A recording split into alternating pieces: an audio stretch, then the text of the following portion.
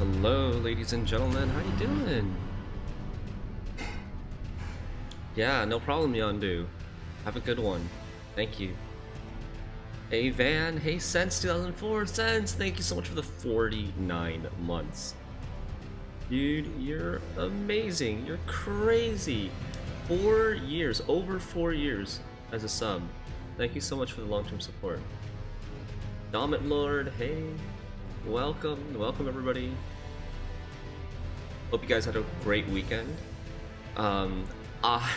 Today, after 180 plus hours, our first playthrough of Elden Ring may be coming to an end. I don't know. I'm not sure how much there is left, but I feel like it can't be that much. We're coming back to the Erd Tree after setting it ablaze, where there's like nothing left on the map as far as I could tell. So unless you teleport to like another plane of existence here that is, you know, a big map, I think we might be finishing today. And then I was thinking, if we do finish today with time to spare, I know that I personally want to watch some lore videos, especially the one from Vatya Vidya. I don't know if you guys would be interested in watching it together on stream, but I'd be willing to do that if we have time. Last stream, we just defeated Horalu, aka Godfrey, the first Elden Lord. We're probably going to try to ascend to become an Elden Lord ourselves at the end of this game, up those stairs into the Erd Tree. Hey Silex, how are you? Vatya's videos are amazing. Nice. Yeah, I heard. I've watched his stuff for like Dark Souls 3 and all that stuff, so I know. Exciting times. Hey Mikado. Yes, very, very, very exciting times. So what did we just do? Let me see here.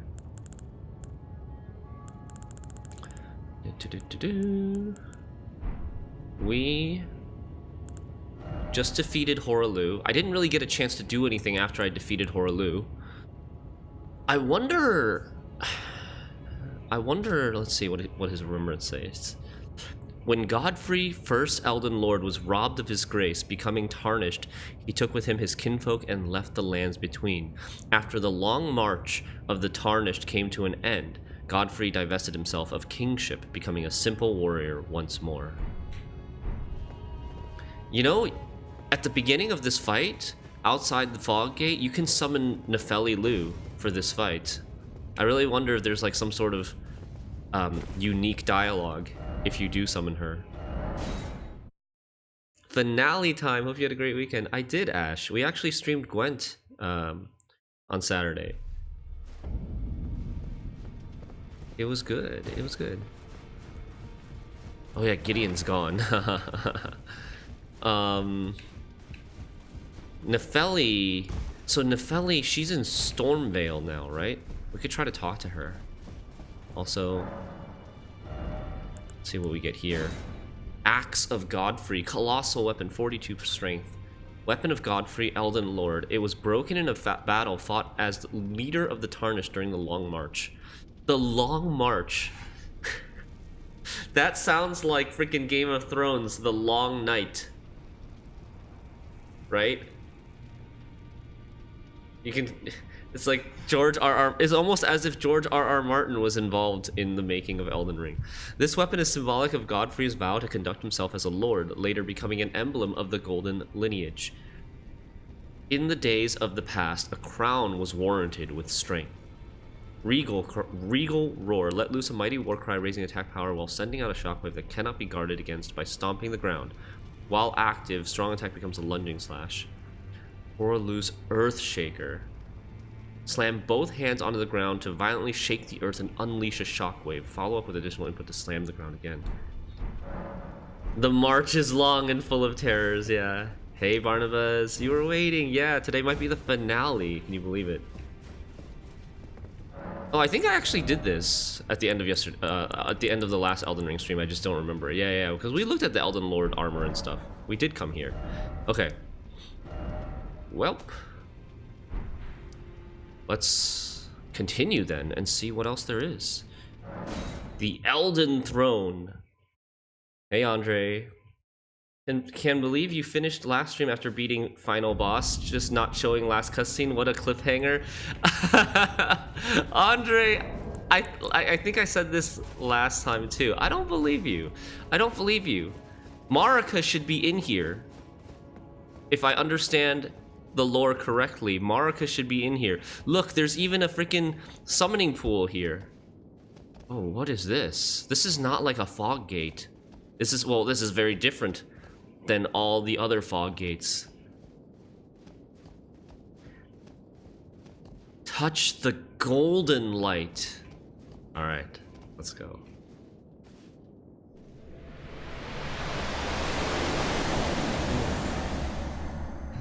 End credits scene, exactly.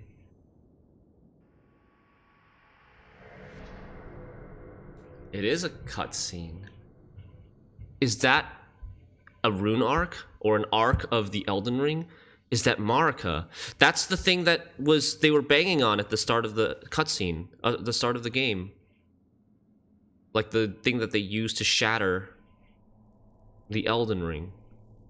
Oh, is she impaled? Is she impaled with what? Part of the Elden Ring? The Elden Ring, the shattering. Marika was part of the Elden Ring? Huh? Why is she up there like Jesus? Ugh.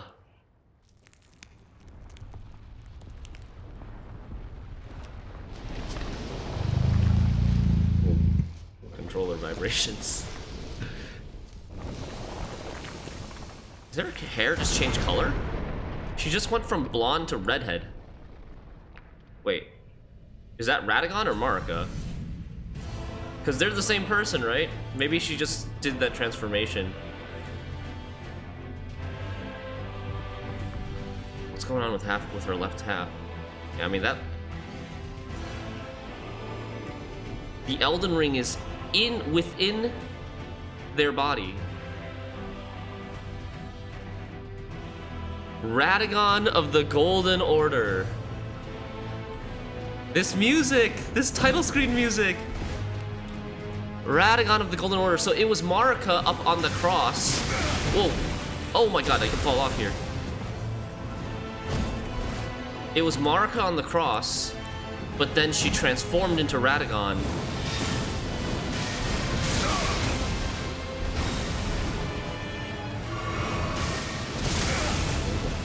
Oh my god.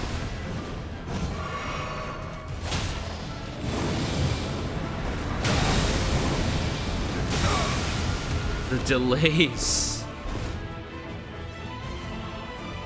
This music is so good. Woo! Parryable. Can't parry that though.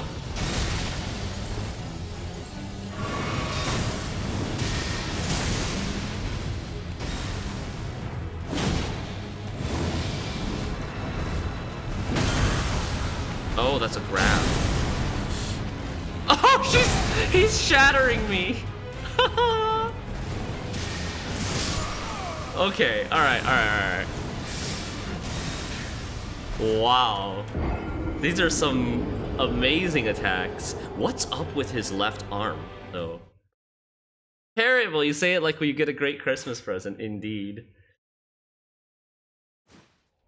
Okay, so...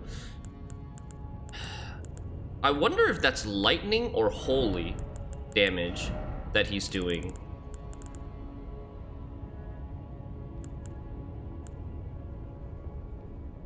I feel like being a god, it should be holy damage, but it also kind of looks like lightning damage.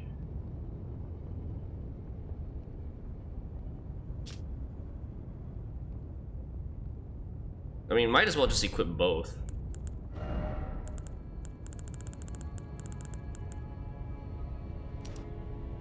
Can we do this too? I think I need this, otherwise I'm gonna be... I actually already am heavy load. Wait. I already am heavy load. Even with this on. Okay.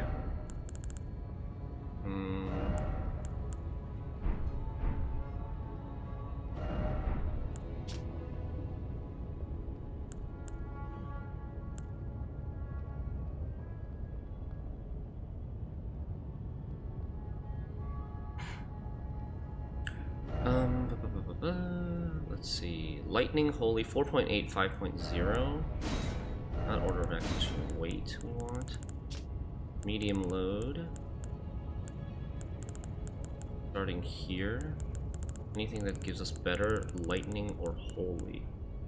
Silver tier mask. Greatly increases arcane but detriment of attack power. Envoy crown. Sure. Oh god, dude, this head is too... Dude. Oh no.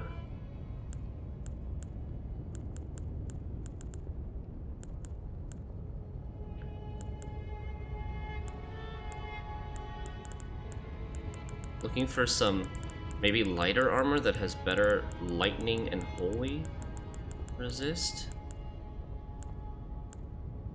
Lusat and Azures. But I mean, he also does physical, right? Let's just go with this. Fashion Souls, let's go.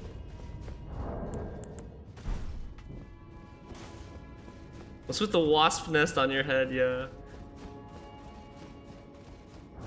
Okay. 39 rune arcs.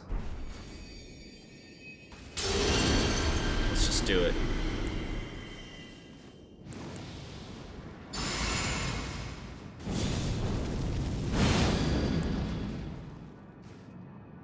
Oh, I need to...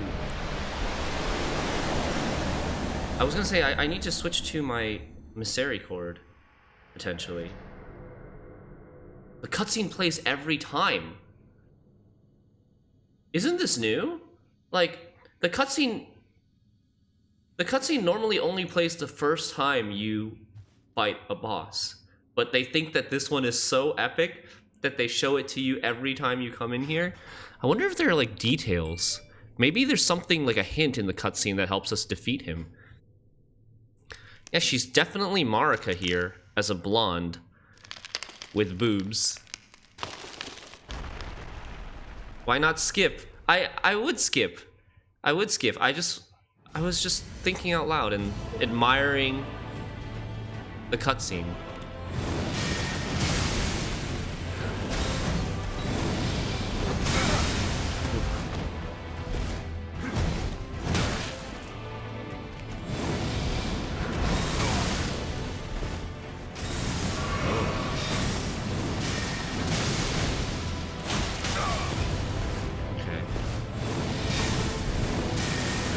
Oh my god. I'm getting hit by everything.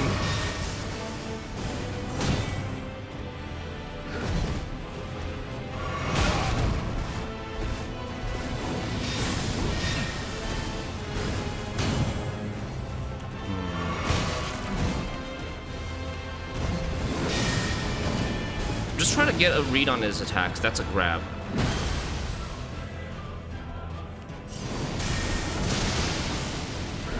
There's plants in here, too. Hey, Critical Infusion, we're getting beat up by Radagon.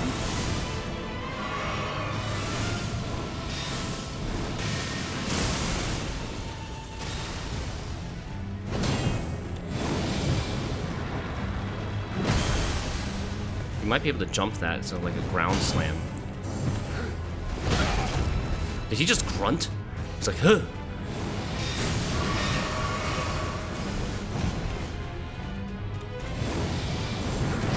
So slow. So freaking slow. I have to parry earlier for that.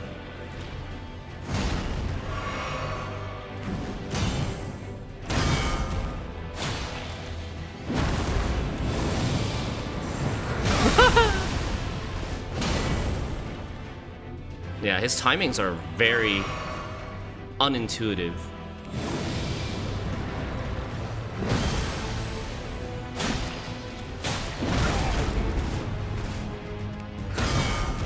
3 parries.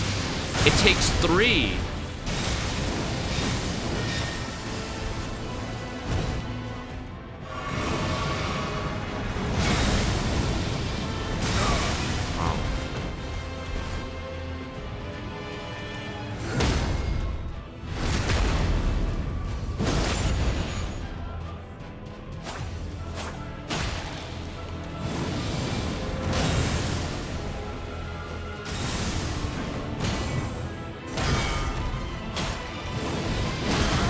What? That grab was so much faster than he normally does it. There was like an invisible wall at the edge of the platform. Why? Like, I guess the grab is coded so that it can't push you off, but that would have been an epic finish if the grab pushed me off and I rolled off the platform. Am I fat rolling? I'm not fat rolling. Oh. Also, I'm using rune arcs, so I actually can use like a little bit more stuff. Nameless Wonder, thank you for the 8 months. Welcome back to the Rope Club. I was not fat rolling. I was on medium load even after without the rune arc. But I'm gonna try to add the Misericord to see if I am on. Yeah, okay. His big head maybe makes him look like he's fat rolling, yeah. Shouldn't Carrion Knight set and Shield have the best stats? I have no idea. Carrion Knight's Carrion Knight, let's see. This says more holy, a little bit more holy, and more magic. But Carrion Knight set, I don't think. How do I find the Carrion Knight set?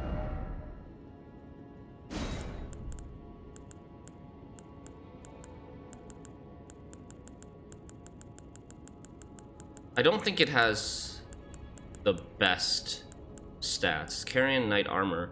Like, it's lighter, but you see every single stat is worse than Radahn's armor, for example, right? Or are you just asking, like, lore-wise, if it should be? Hey, A2, welcome! Okay, so we have the Misericord up now.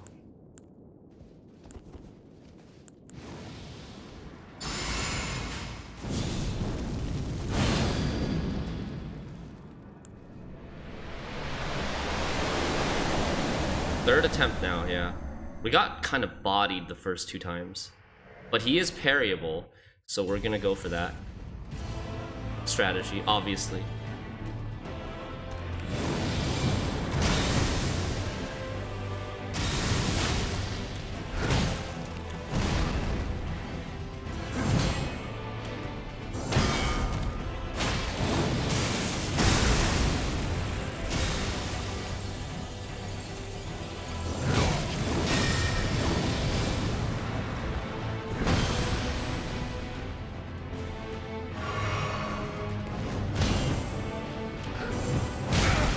Man. His attacks are so deceptively slow at first. And then the acceleration is like insane.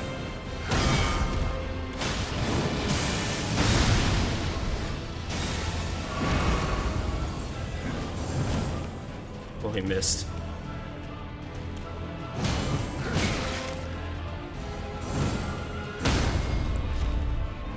How much is this? 2,000? Okay, not bad, not bad.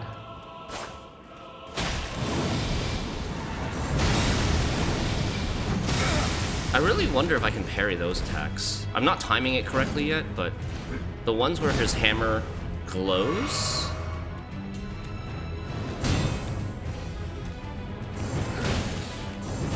Oh my god.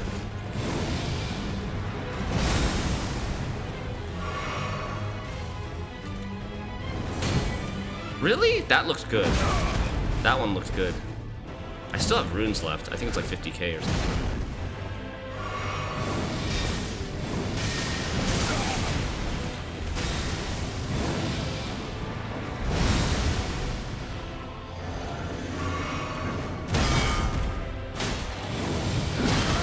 Oh shit! Oh my god. Thank god I had the Quen shield.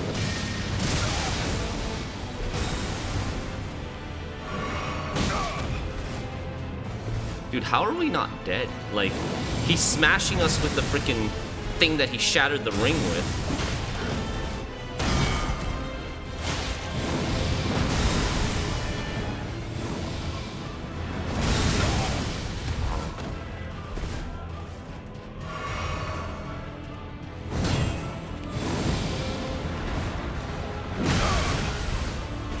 At least if I jump, I don't get the command grab. Whoa, did he just teleport?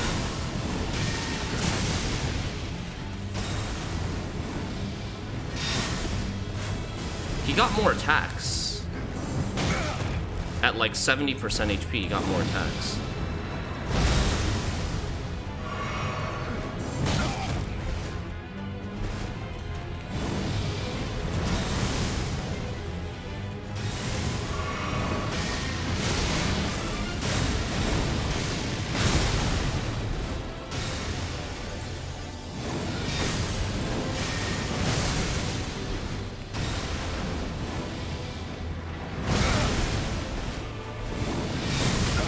Oh my god.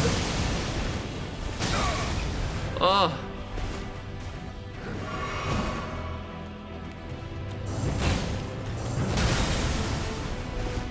I'm not dead.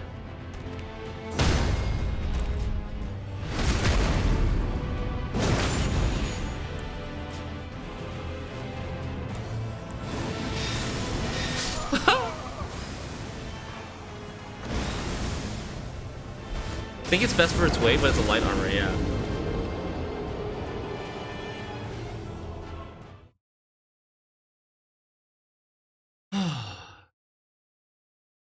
I wonder if I should be trying to parry his... Because I have carry and retaliation on this. I wonder if I should be trying to parry his spells. I haven't really tried to do it very much with the carry and retaliation. Can also be, it says, swing the shield to dispel incoming sorceries and incantations. This could be a bad time.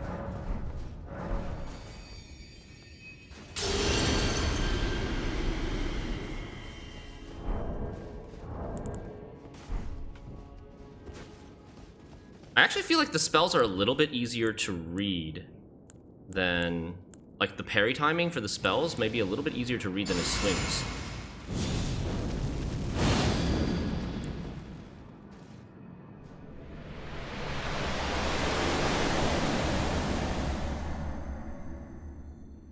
All right, let's go.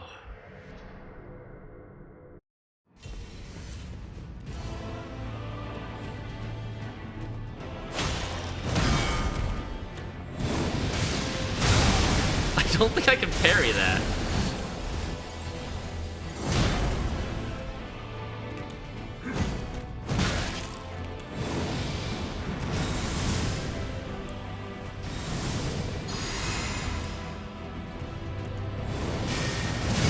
Oh!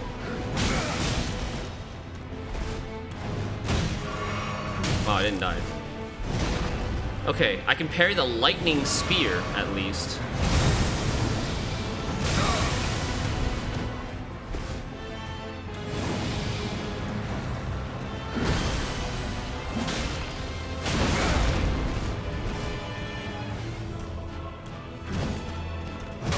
Wow. Dude, he has like a huge reach on his lunge.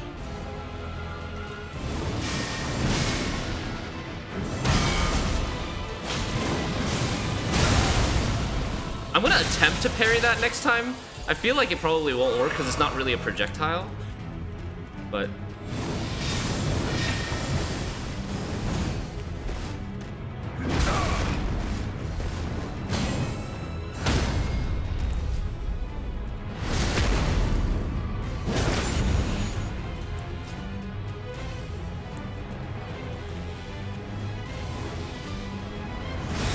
Oh, I can just run away from that attack. Okay. Oh shit! I'm not on the shield.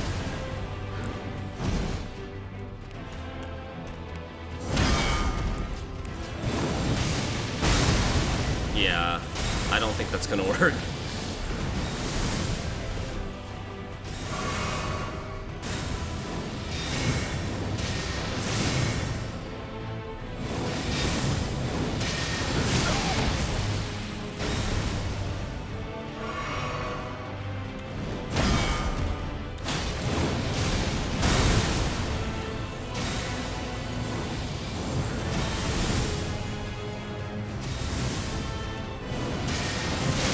Too early. Oh, too early again.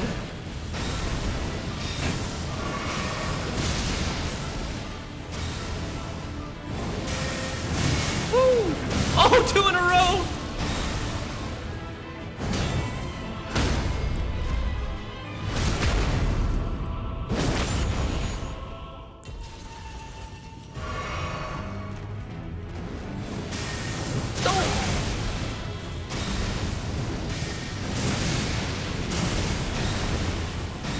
Christ.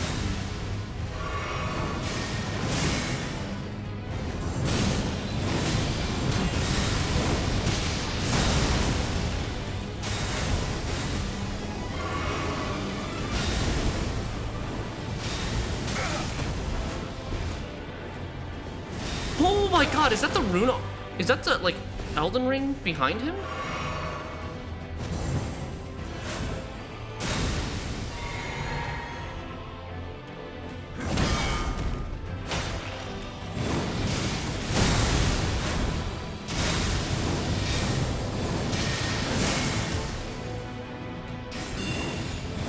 Did he just parry that? I think he just parried that and then countered with a quick grab. Holy cow. I'm out of heals.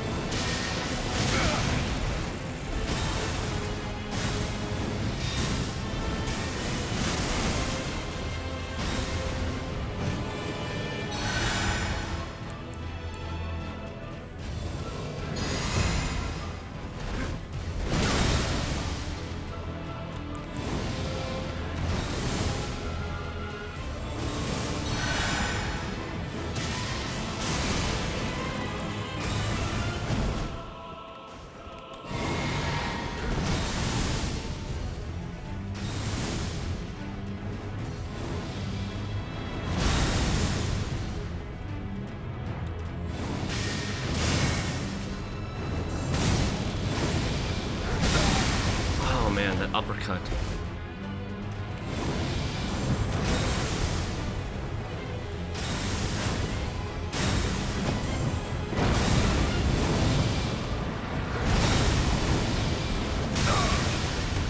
Okay, this is a drag. He drags it along the ground.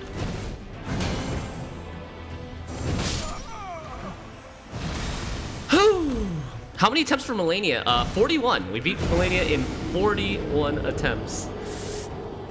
500 damage counter is pretty good for spell parry. Yeah, it is. A few more tries and it'll be Crucible Night Bully all over again. I hope so. Have you seen the recent Ongball video where he fights Electo with her own set? No, I haven't. I will definitely go check it out, though. Thanks for the heads up. Alright. Carrion Retaliation is actually huge in this fight. Thanks, Slash P. So, we've died, what, 4 times now? I think we started at 637. We parrying this boy? We are. I mean, how could I not parry this epic of a boss if he's parryable?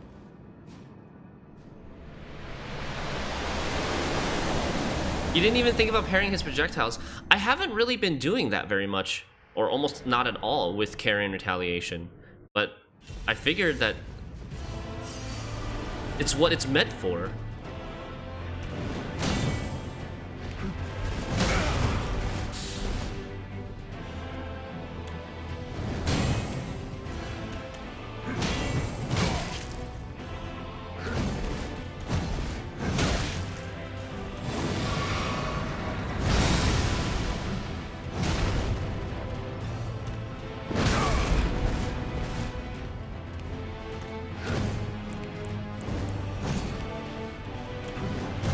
Oh my god, his lunges.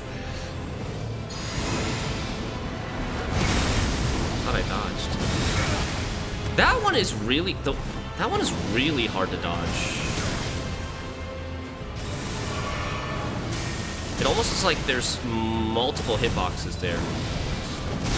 Yeah, like if you dodge the hammer swing, the follow-up explosion hits you.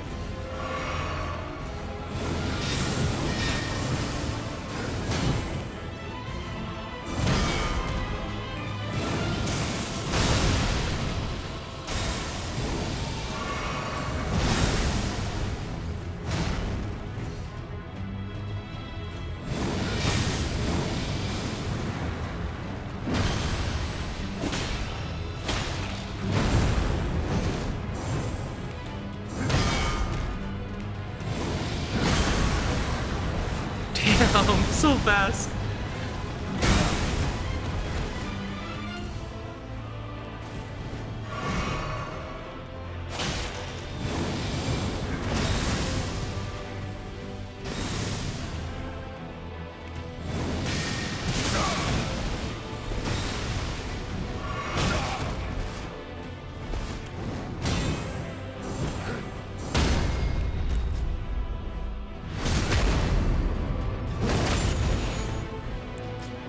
Not Ratty Daddy, but Rata Daddy now.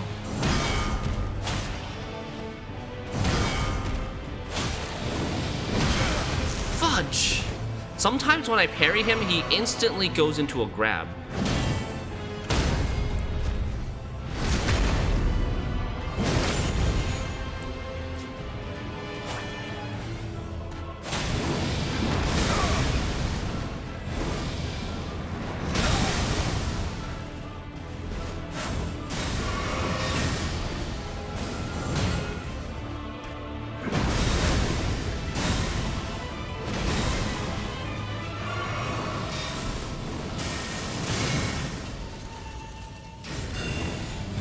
Look at that, he parries my carry in retaliation! And then grabs, and then tries to do a grab.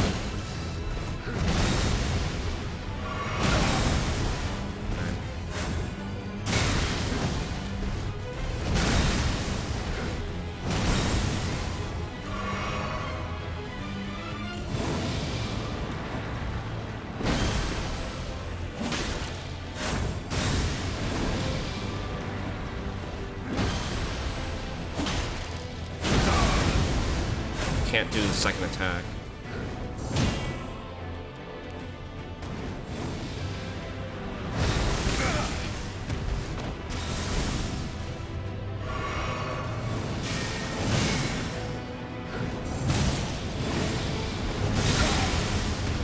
I gotta figure out what to do about that sliding attack there.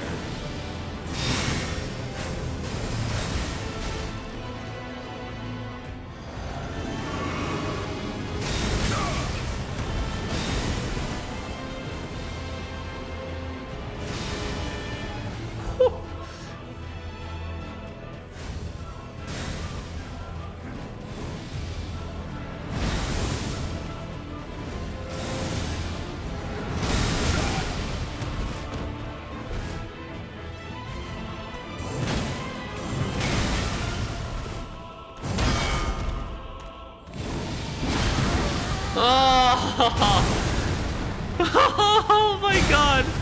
Man, trying to parry this boss is like way harder than trying to parry Melania.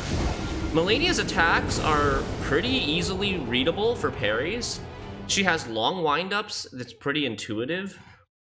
Radagon's attacks are unintuitive. They have long windups, but they have much faster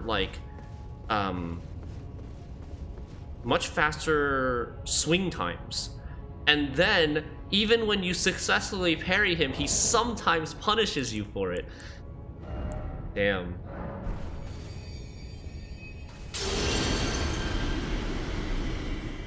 I really like human-like bosses. Me too, Nikita. Those are always my favorite bosses in FromSoft. I don't really like as much the bosses that are like 10 times your size.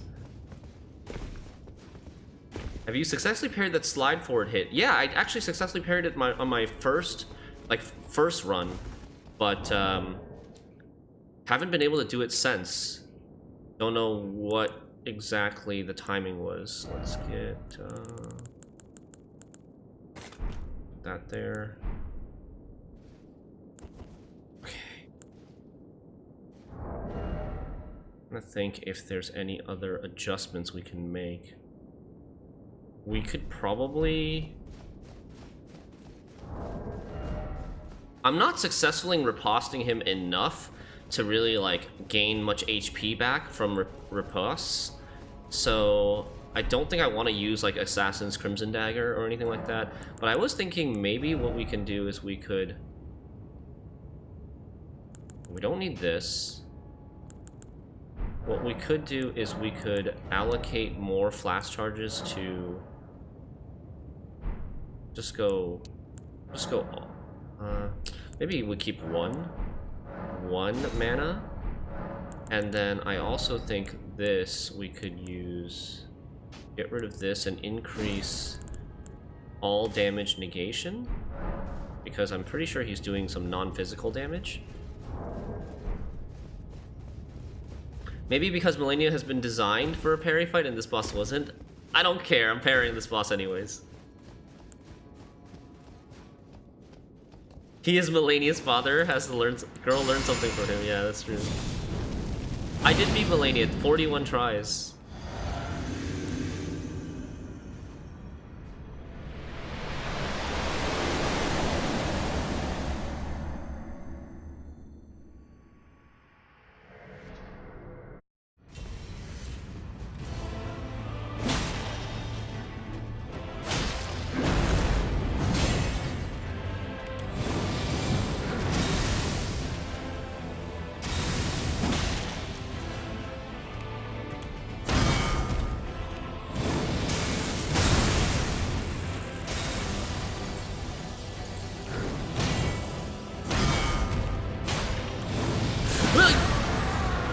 Damn, he roll caught me with that counter.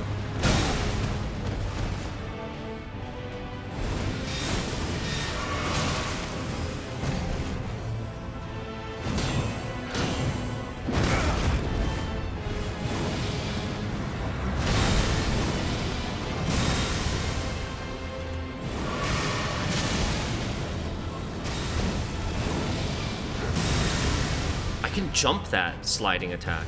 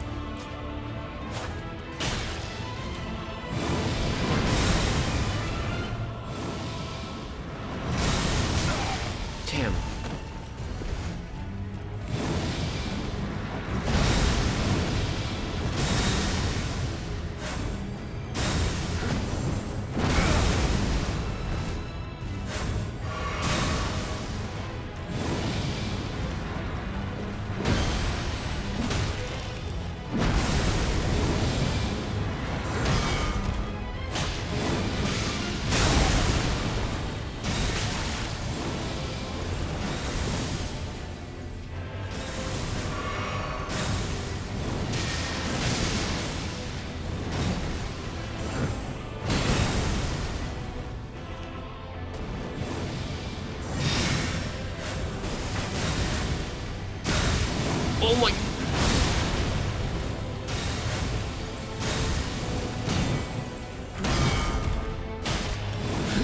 No, not again! The timing is exactly enough for you to panic roll. Shit. I think doing Margit so often and under-leveled at the start is what made you high skill pretty early on. Basically, you beat him by skill alone. That's why it took so many tries. Yeah, I mean, Margit was my purple ninja dude. Margit was basically the equivalent to my purple ninja dude from Sekiro. Died 50 times to him in the first stream, and then kind of got good from there.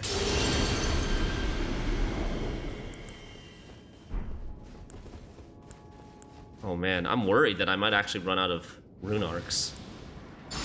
We started with 39 rune arcs. I also want to use my cousin.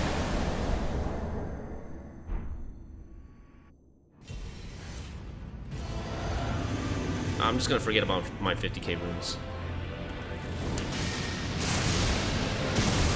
He can do 2 right away, huh?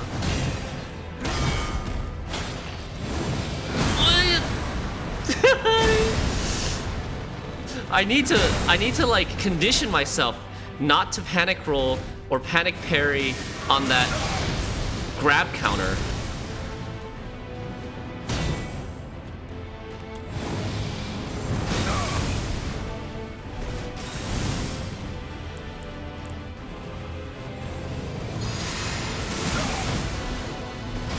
You have millions in spare golden runes? Yeah, but I don't know if I can buy infinite rune arcs. I'm not sure. I thought there's a limited number that you can buy from merchants.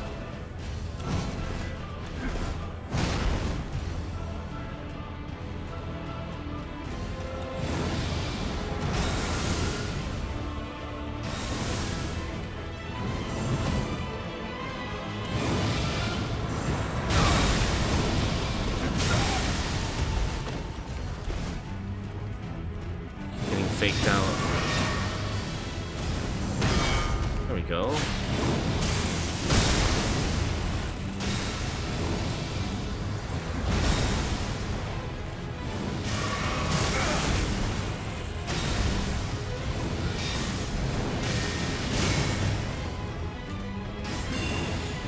See, look at that parry.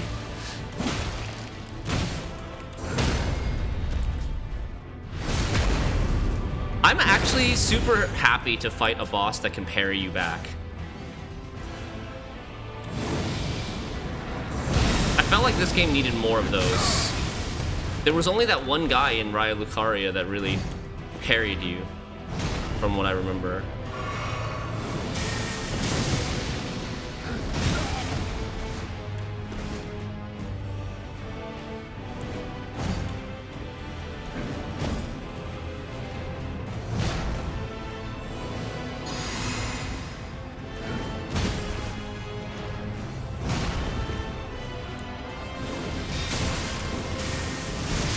Damn it. Didn't get away to heal fast enough. Alright. Jacket's gotta come off. I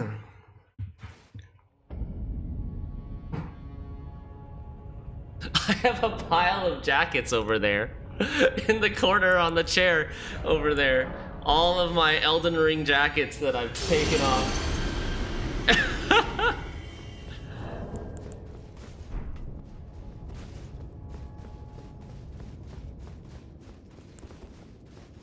Show us. It's not very. It's there's 3 jackets over there on the chair. It's fine. It's fine. But yeah, there's 3 jackets over there. It's like Elden Ring stream. Take off the jacket, throw it over there on that chair, forget about it, get a new jacket the next day, and then repeat. Did the katana do more critical damage? I would be very surprised. I didn't look at the damage, but I would be very, very surprised because Misericord is designed for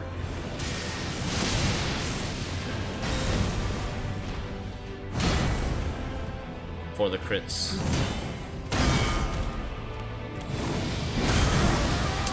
Still too early.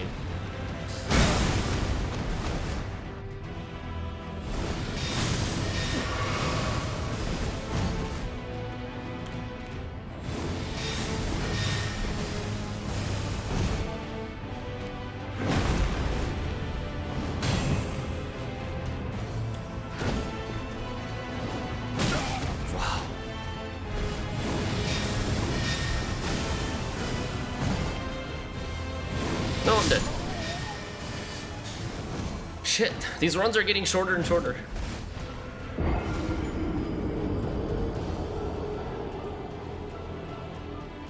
That was quick, yeah. Ugh.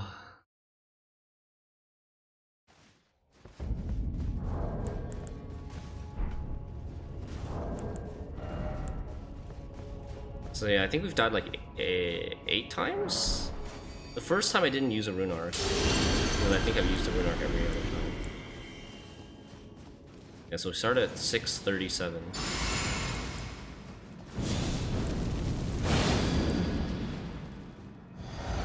Hey Art, we're pairing Radagon too! Yeah, we are. Hey Travis Crabtree! 2 years sub to this beautiful man. Where does the time go? Thank you for the 2 years, Travis.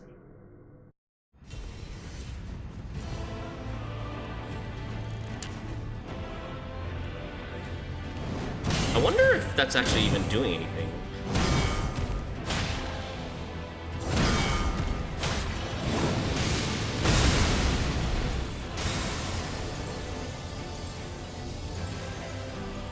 What's my defense right now? 62.5 physical. No! Fuck!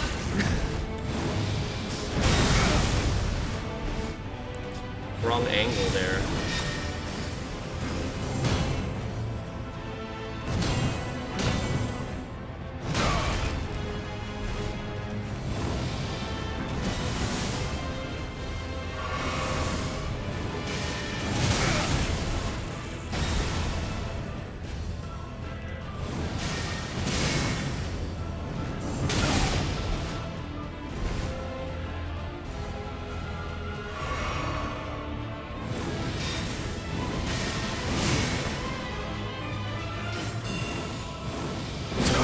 Oh wow, that reach. Was not expecting that reach.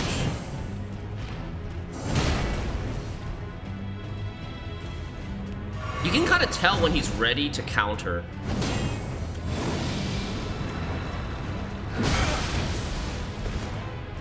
I am feeling pretty tanky though.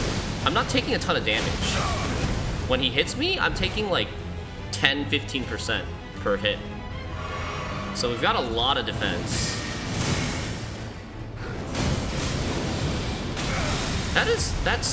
That rushing attack is actually so hard to parry.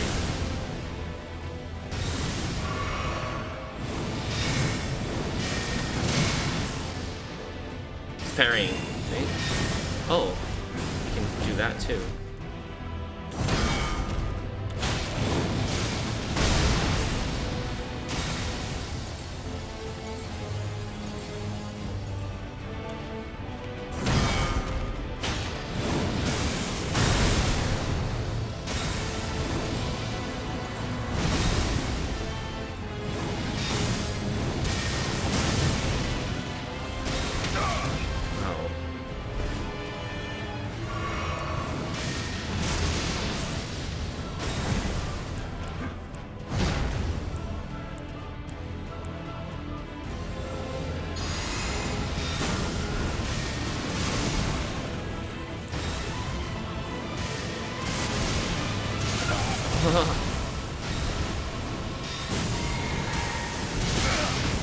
Damn, trying to like get away to heal is costing me so much HP.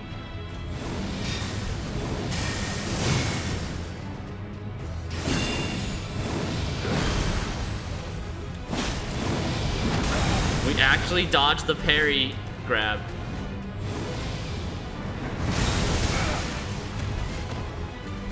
I don't know how to dodge that.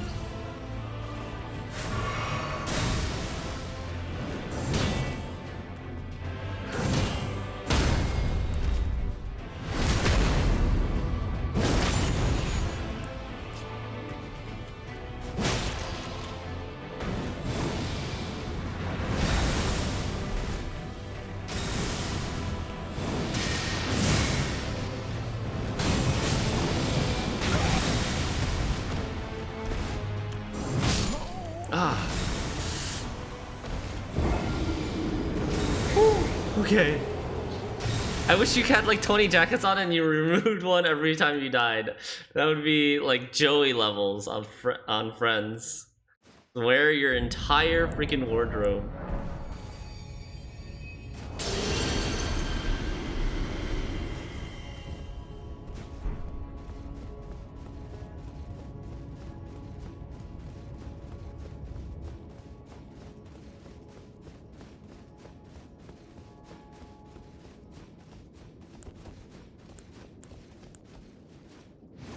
What's your faith? 25. 25 without the rune arc. 30 with the rune arc.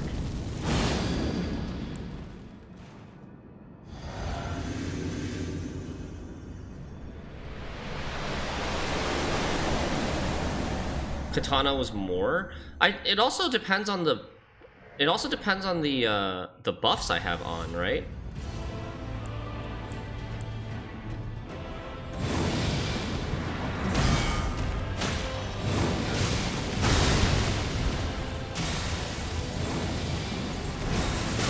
We can test it again.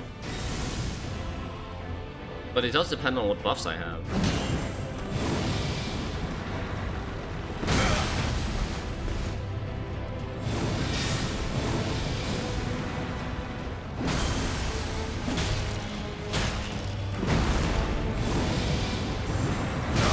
God, it's so slow.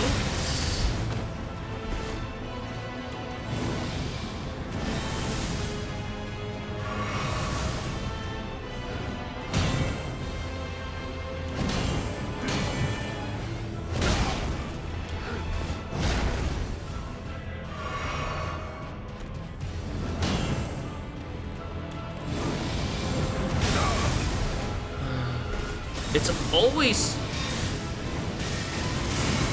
I don't know how they managed to do it.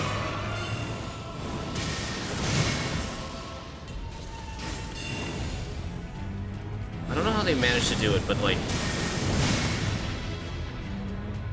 Miyazaki is so good at designing roll catch timings.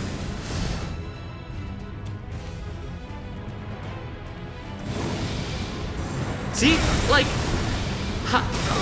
Why is my natural intuition always to parry early? It's always just like a second longer than you think it is.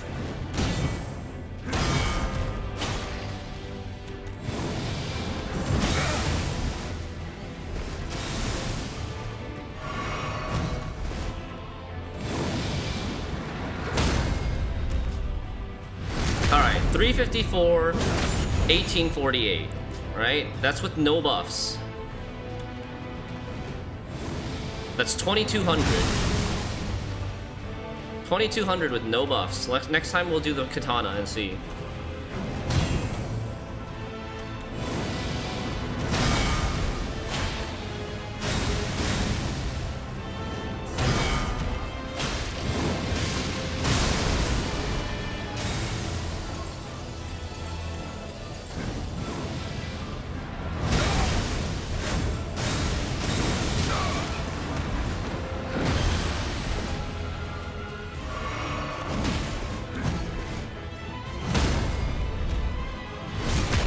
$326? Yeah, this is much worse.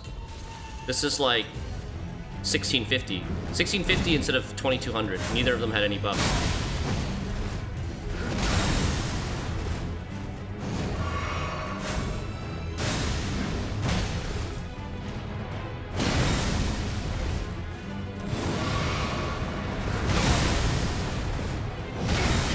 Oh, it's a sum. Okay, it's a sum. It's not separate numbers. I gotcha. But it's still... So, it would be 18 something instead of 13 something then. Still. Pretty big difference.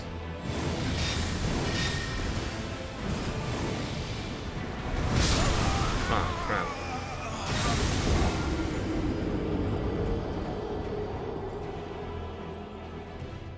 Have you looked into the big holy damage negation incantation? I do have one, and I got one recently, right? Let's see.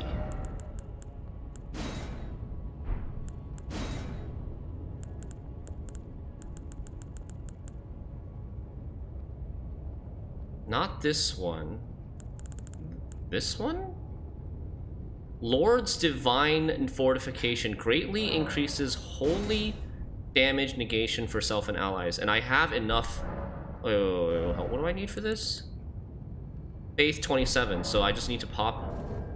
I just need to pop my. We could try that. We just need to pop the rune arc, and we have it. Have you made conclusion whether Radagon uses Holy Lightning or both? No, I haven't. That would involve, like, more testing. We'd basically have to get rid of this. I also wonder... No, I think we should keep the physical.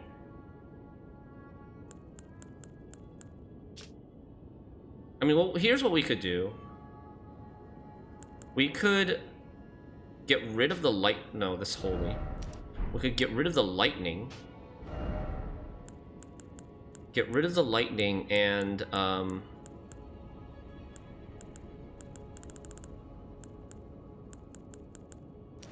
do that instead. So we have... And then we also use... We're also gonna use, Lord's Divine Fortification.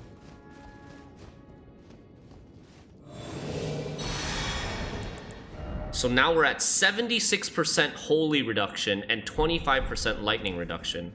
And let's just go in with this and see how much damage he's doing to us with this stuff.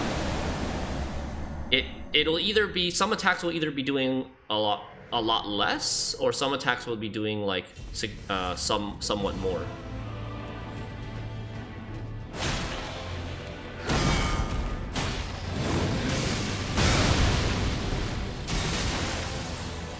I think that's less?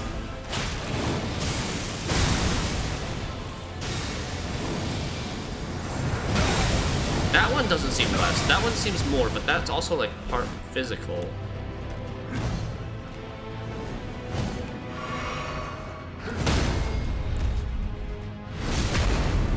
Dagger Talisman could be nice too, yeah. For sure. Since we're going for crits.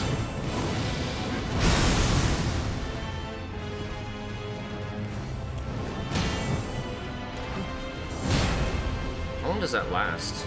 What's my status at? Still 76.5.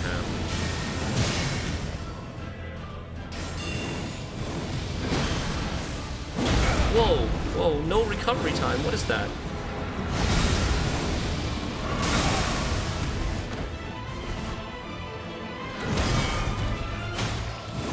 No!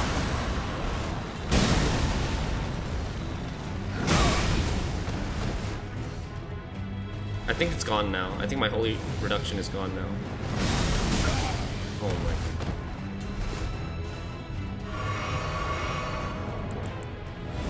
Yeah.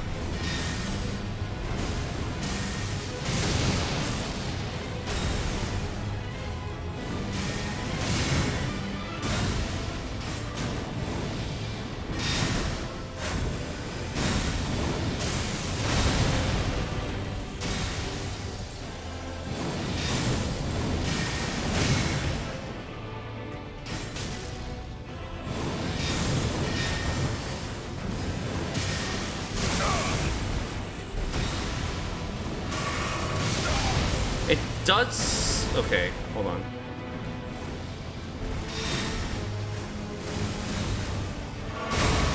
Oh my god, it just teleported right on top of me. I got it off, right? Yep. So let's tank another lightning bolt. See how much it is this time. It's a lot less. So it's holy.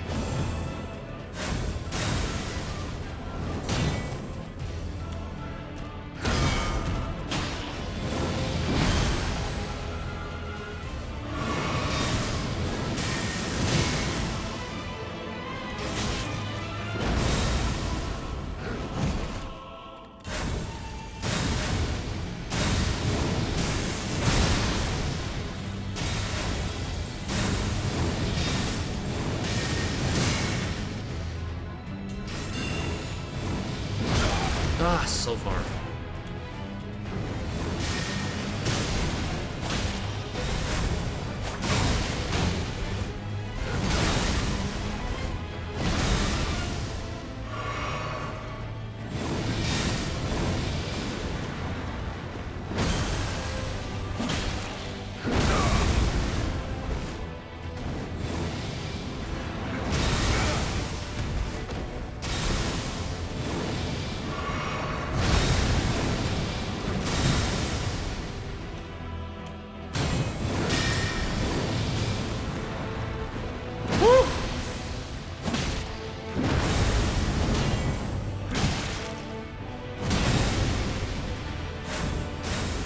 have no stamina.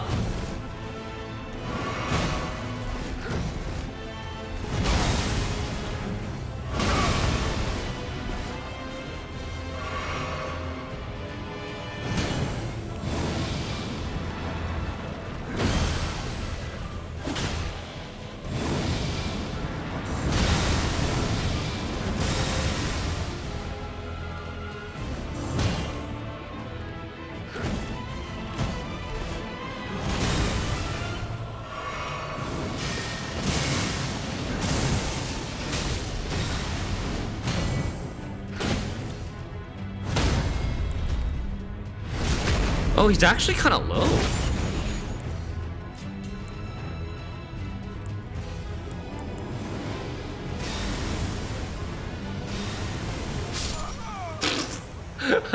He's actually kind of low. I didn't even know you could parry Radagon. I just dodge and boink. Yeah, I mean, I'm sure that's a completely viable strategy to beat him. I just really enjoy parrying in this game, so that's why any parryable boss, I try to go the parry route, even if it's nonsensical. Okay. Played too much Sekiro and just trying to chase that high again, yes. Okay. So that holy resistance works really well. We could try just doing more damage on the dagger talisman. You can see the small transparent bubble. Yes, I realized that. It has the same animation as this boiled crab thing.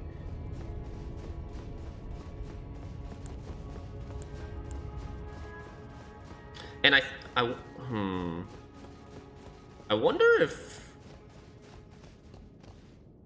So I wonder if Golden Vow stacks with 47 holy afterwards. We were at 76.5 with just the Lord's Divine Fortification. 76.5, 78.8. It's barely anymore. It goes from 76.5 to 78.8. It's probably not even worth casting. I mean, Golden Vow gives me more attack too, so it's probably worth casting just for the attack, but not really worth it for the defense.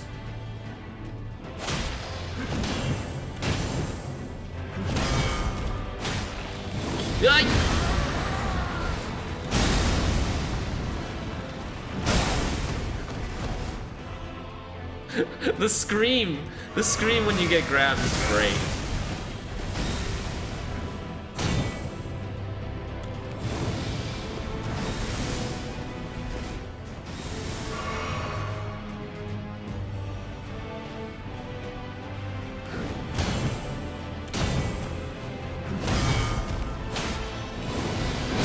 I can't! I freaking can't!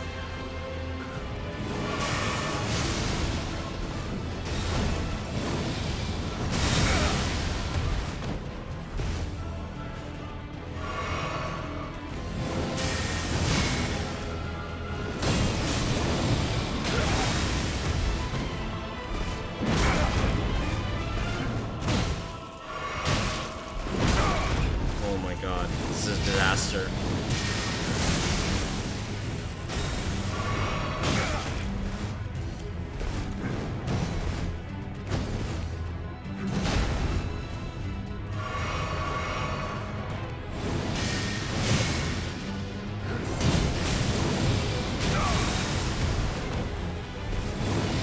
Did you just parry the lightning? I did! Because with parry and retaliation, you can parry spells as well.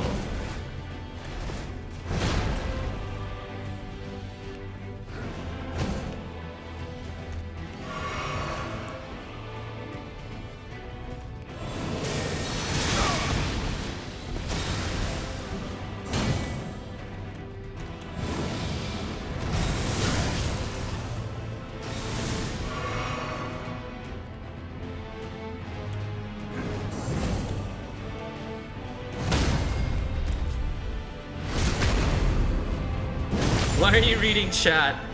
I try.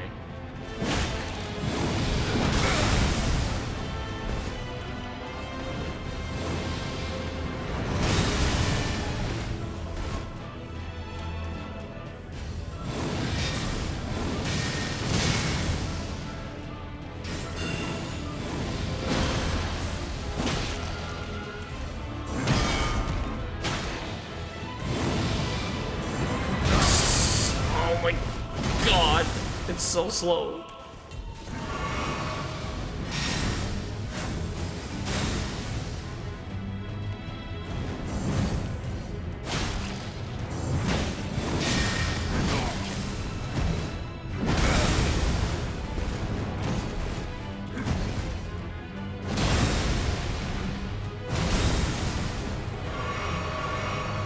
Out of heals.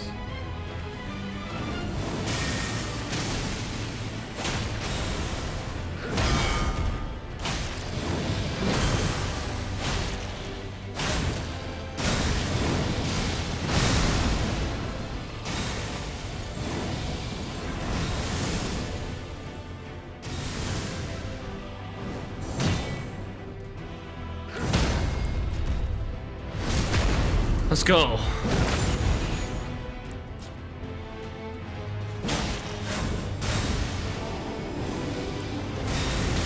Oh, this shit again.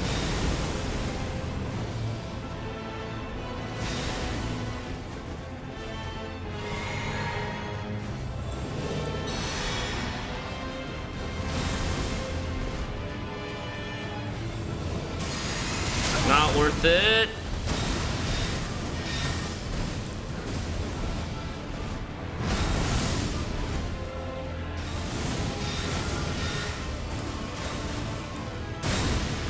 Oh shit, he caught him so fast.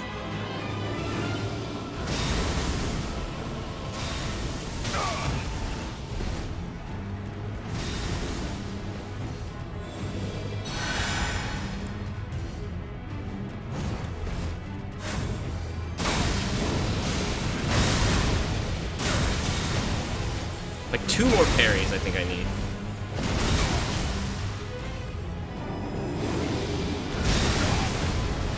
Close. Oh my god.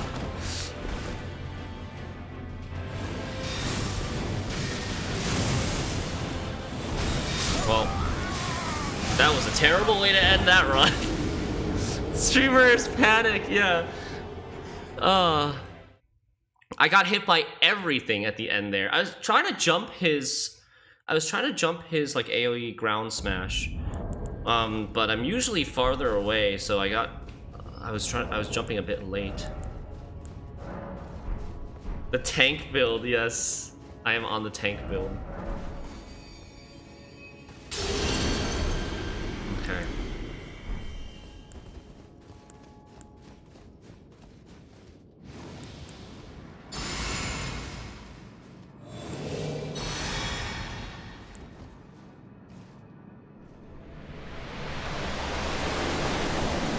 Alright. We got this. I feel good about this one.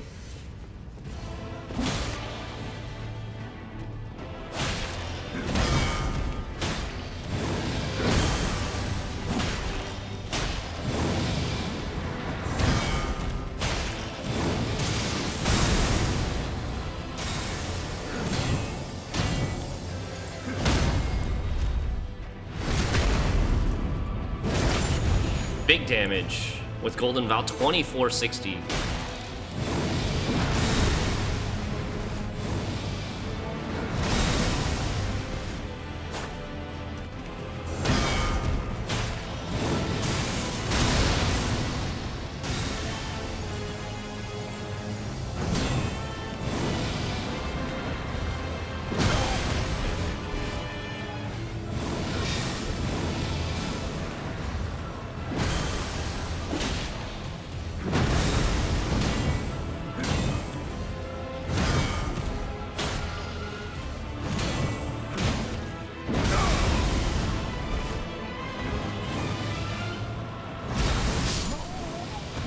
I should try to roll behind him.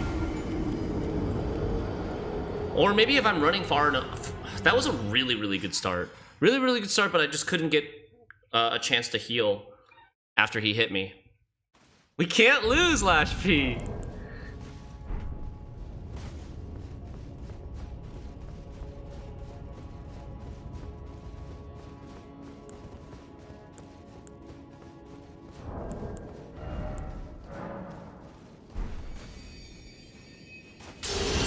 $650. We're at 650 deaths. First time chatting, but I believe in you. Thank you, Matthias.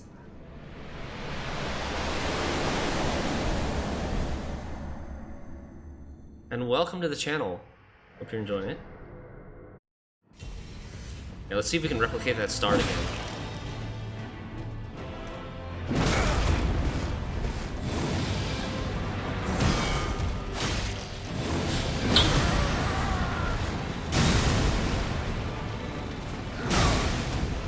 That does a lot. Does so much, even though I have that holy defense buff. Don't think I can parry the little stab.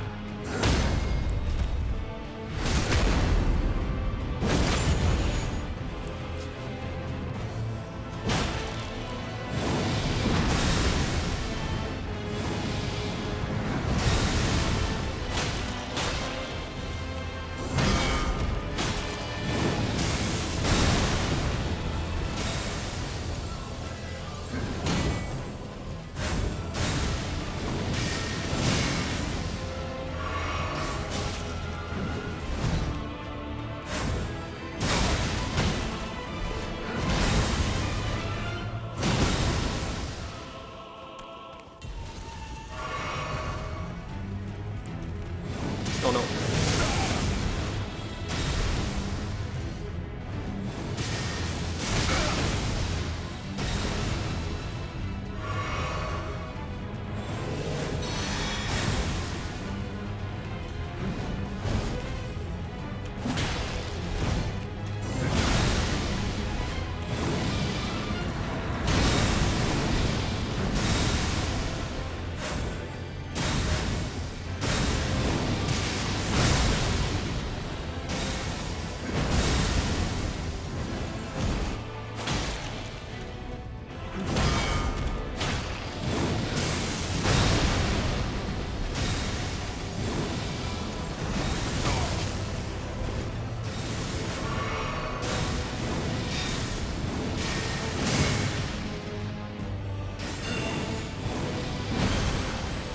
Oh, so fast.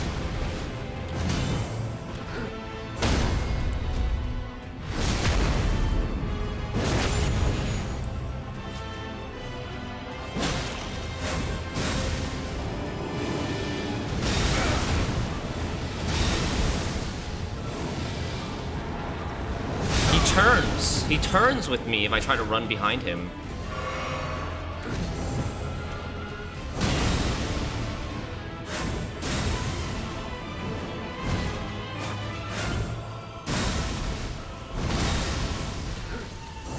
I don't think that big one, that slow one, almost seems unparryable.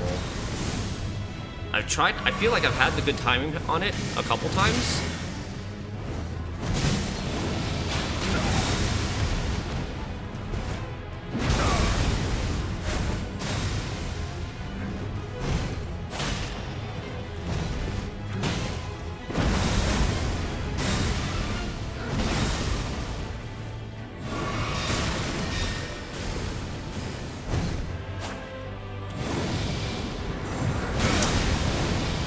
Panic! Panic!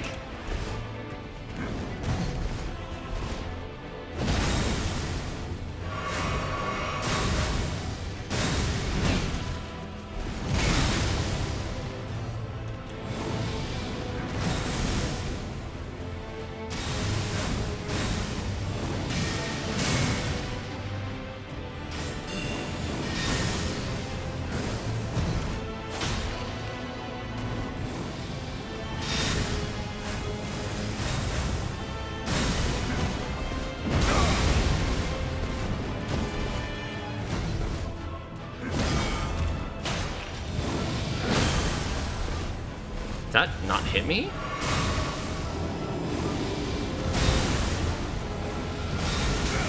How? I thought I was in the air for both the second and the third hit.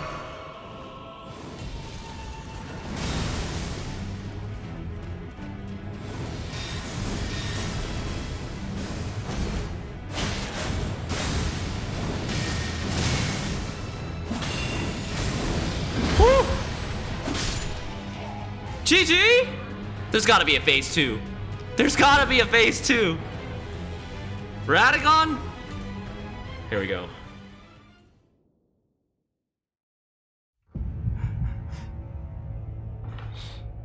Radagon has transformed into Marika. Maybe? I don't know, I feel like fighting Marika after Radagon feels like the... What the fuck is this?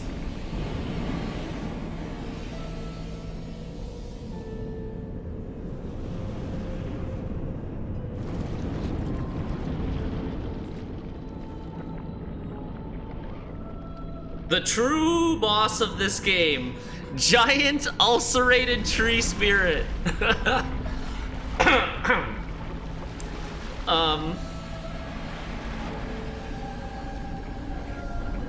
What is happening? It's got a sword? It's like an ichthyosaur, like a dinosaur, almost. Where did it even come from? Did it come out of Radagon's body? Like, doesn't it look like one of those dinosaurs? The Loch Ness Monster, exactly. Loch Ness Monster with wings and a sword. I mean, that guy's not gonna be parryable. His sword must be parryable, right? Hey, Cappy Paws. Elden Beast. Okay. Oh, we've got one heal. He does fire.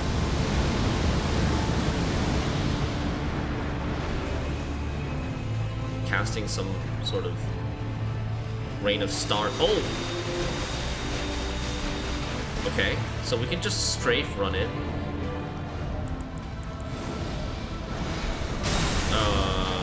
Probably can't afford to, Can't afford to...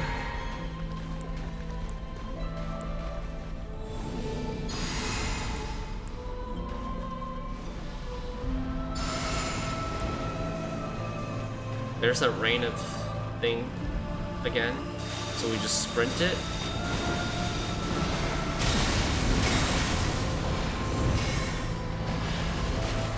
I mean, parrying it is probably not gonna do much.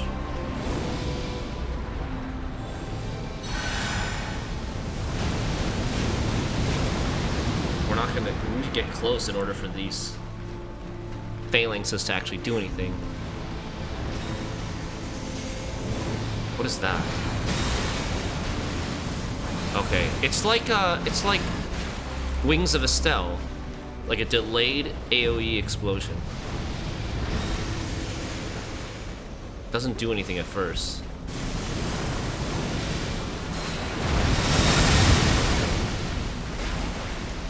Be nice to have some heals here.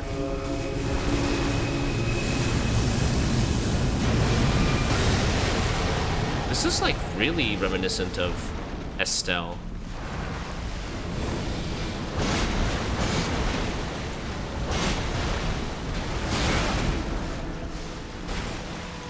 Oh, no heals, right? Well, I think we're probably just dead.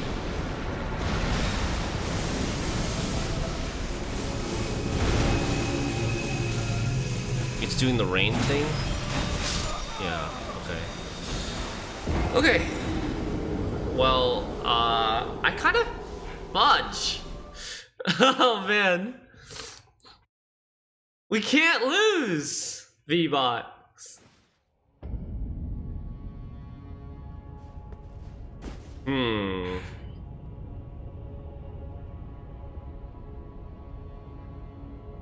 Got in a hit. Okay, so at the start of Elden Beast, we would need to change our setup, get rid of this, probably get rid of the shield. I feel like there's no reason to parry it, parry the specials, parry the spells, should just dodge it, especially if I'm gonna be so far away. And then we probably want to get some fire defense going as well. Don't know if I'll have time to do all that stuff, though.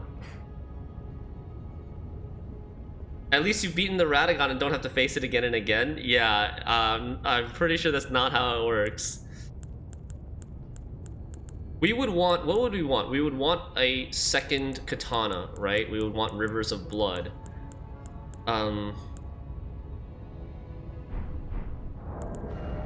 26. I'm just gonna use these, I think.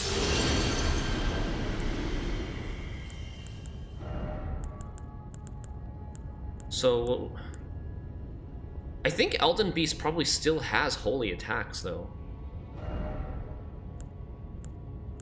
So we would basically switch this to this. Okay.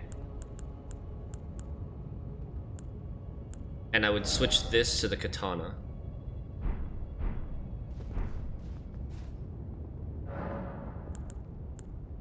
Sword chest.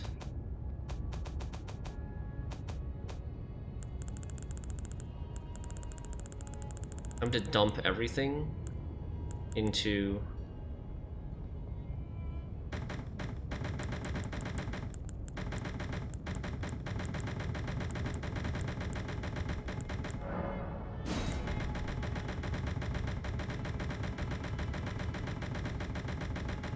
dump all of this stuff into storage, and then go to shields, dump this stuff.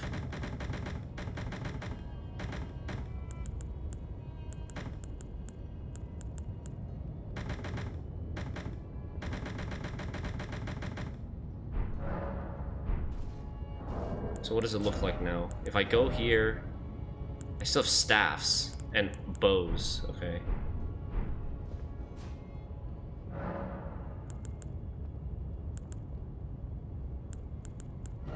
Staffs and bows.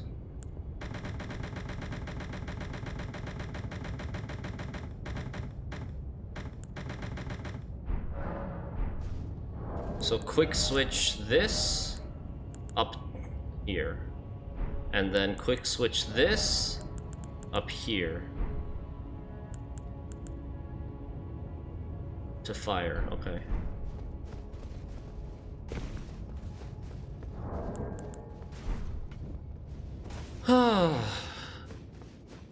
This is gonna be tough. I need to get really good at Radagon so that... I need to get really, really consistent at Radagon so that I don't have to... Oh no, I didn't mean to go in. Uh-oh.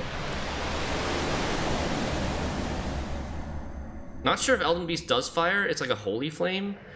Okay, so I mean, what we can do, instead of fire, we could do the one that increases all non-physical.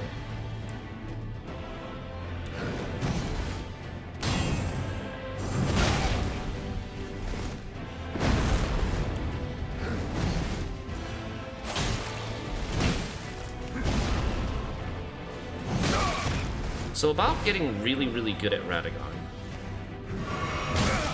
So about that, why am I taking so much damage?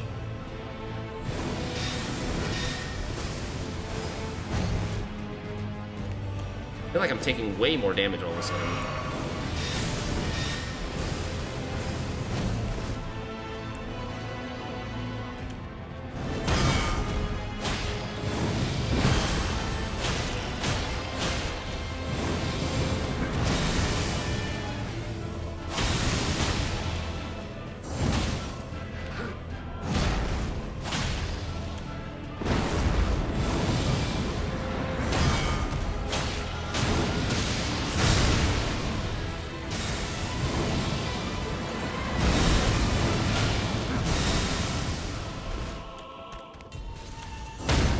Super surprised I dodged that.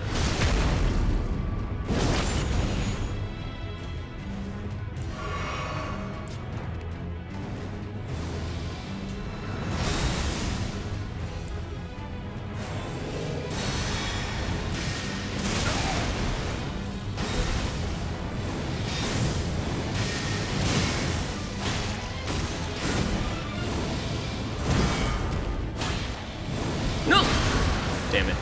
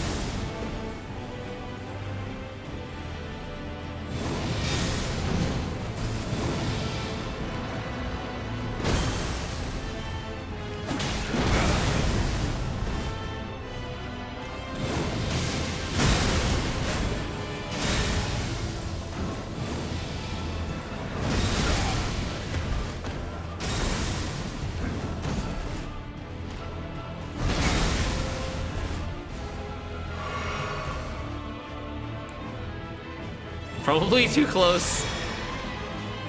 Never punished.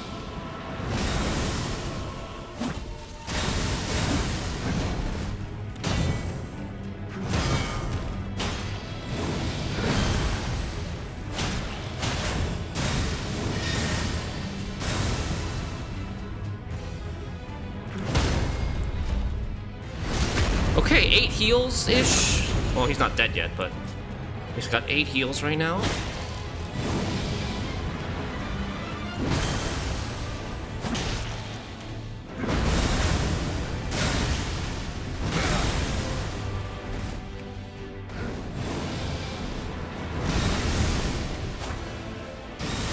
Oh!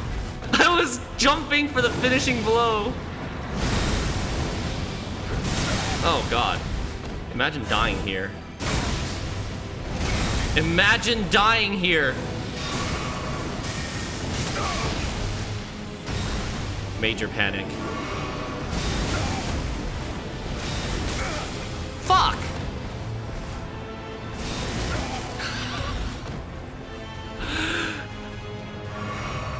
Well, there goes 3 heals. 4 heals.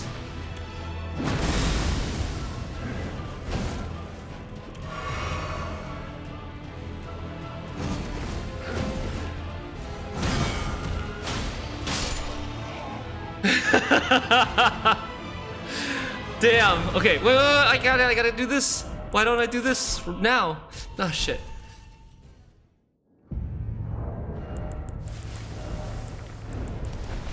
Okay.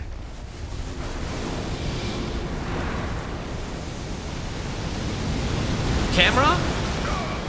Okay, what is happening? Is that Elden? Is that the stars? Yeah.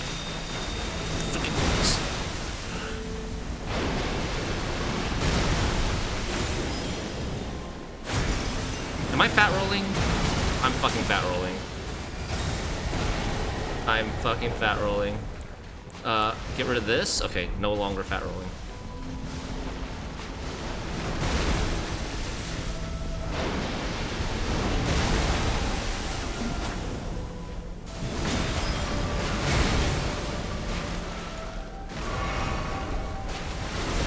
What is it even doing?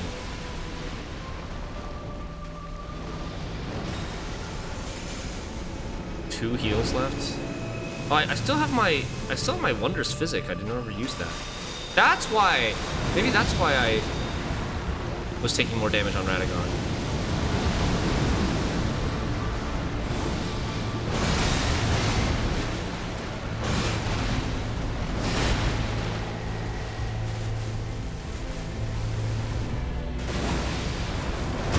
I can't like. I have depth perception issues with this boss. I can't really tell how close he is to me.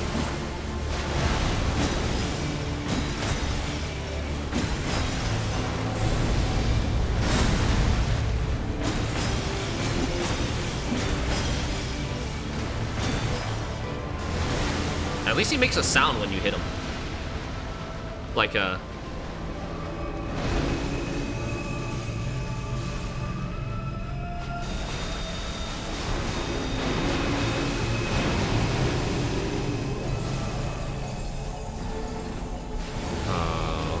Is that the Elden Ring? Oh, it's like... What the fudge?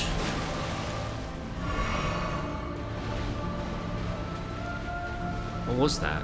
Like, made a ring in the sky, and then it started going smaller and smaller and smaller, and then...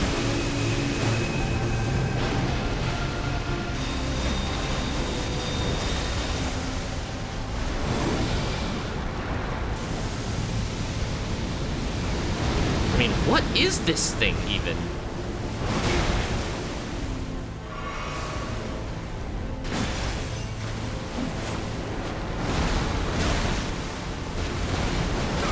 Oh.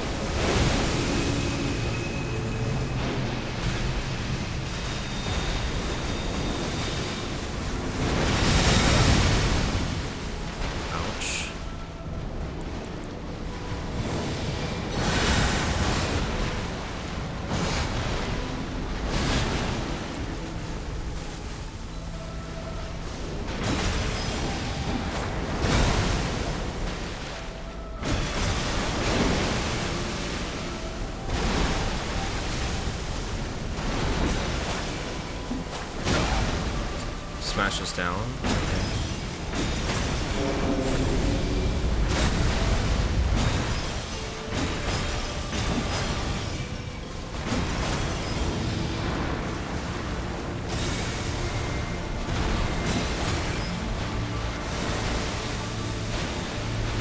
Whoa.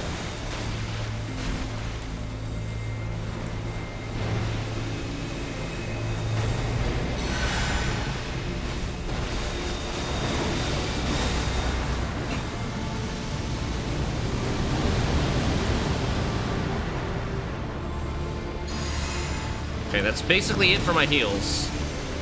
Got no heals left. If we're gonna do this, we're doing this half health and no heals. He's got 40%. Ah, shit. I knew that was gonna explode. Oh, get on his back! Wait, what if we could jump on his back? Take him for a ride.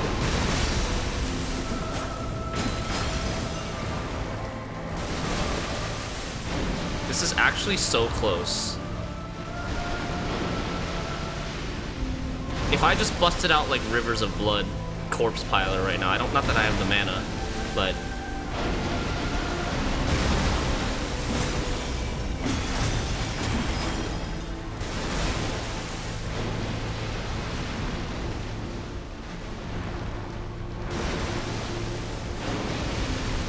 where are you going?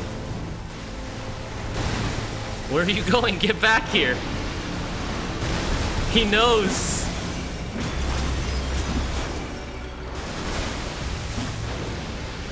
What happened to all your fancy schmancy attacks?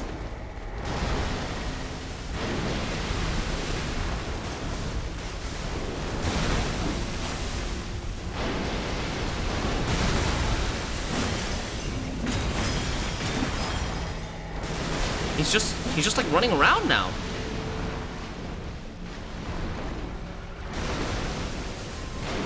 Is he bugged? Oh. We go for it!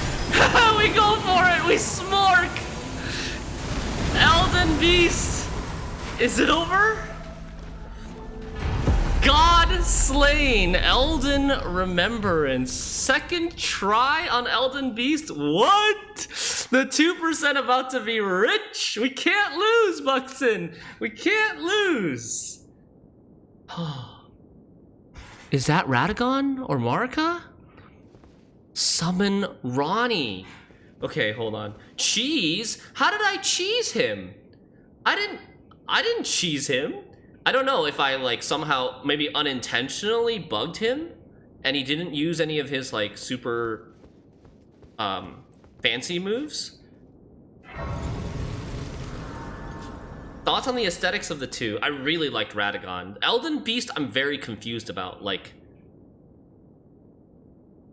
maybe Elden Beast is the beast companion for Marika. That would be my guess.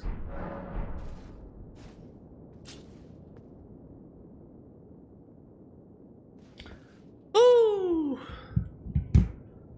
We won because Beast became pacifist, yeah. Read Remembrance. Okay, yes, I will. I'm just gonna check what you guys are saying. I'm gonna scroll back on chat a little bit.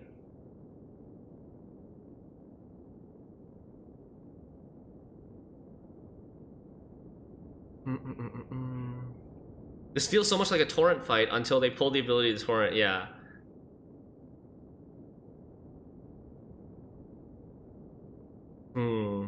I don't know if my Elden Beast bugged or something, but I enjoyed I felt the Radagon part of the fight was much better than Elden Beast.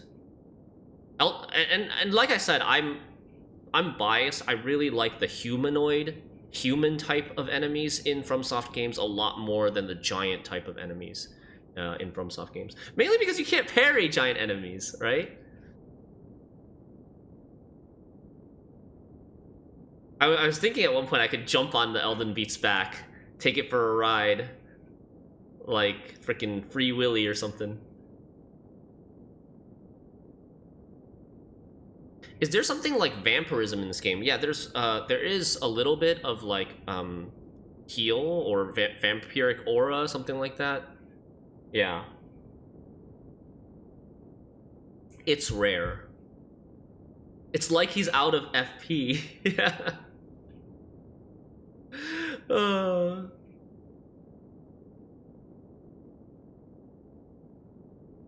56,000 points with 1,000 investment. The channel points. He's just a bit weird phase 2, okay.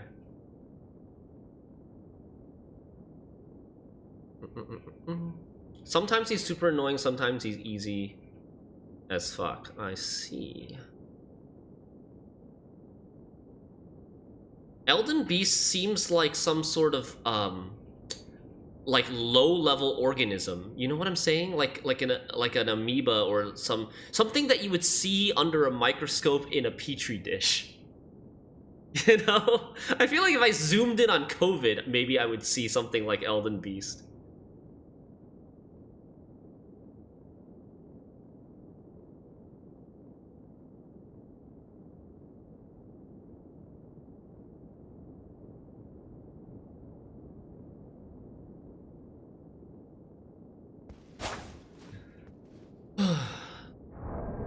Okay. Remembrance. Elden Remembrance.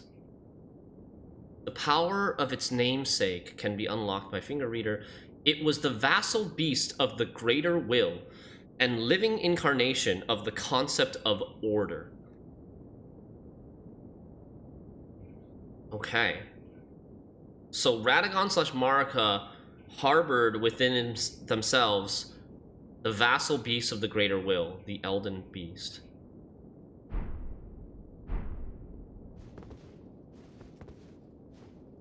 Basically, greater will incarnate. Yeah. Touch fractured Marika. Summon Ronnie. Okay, so we have summon Ronnie. I feel like this should be like end game or affect the ending, right? Stuff that affects the ending at this point. I remember back during, I don't know if you guys remember, back during my Dark Souls 3 playthrough, I didn't know what, like, I didn't even realize the game was ending, and I just did everything. I saw a summon sign, and I summoned it. I think I summoned, like, the Fire Link, the Shrine Keeper, and it, like, vastly changes your ending. So I'm just trying to be more careful and look around, make sure there's no other summon signs that I potentially have the option to go for. But I am going to probably go for Ronnie's ending. The weapons from Remembrance provide more insight. Yeah. Backup save file. Okay, let's go here first.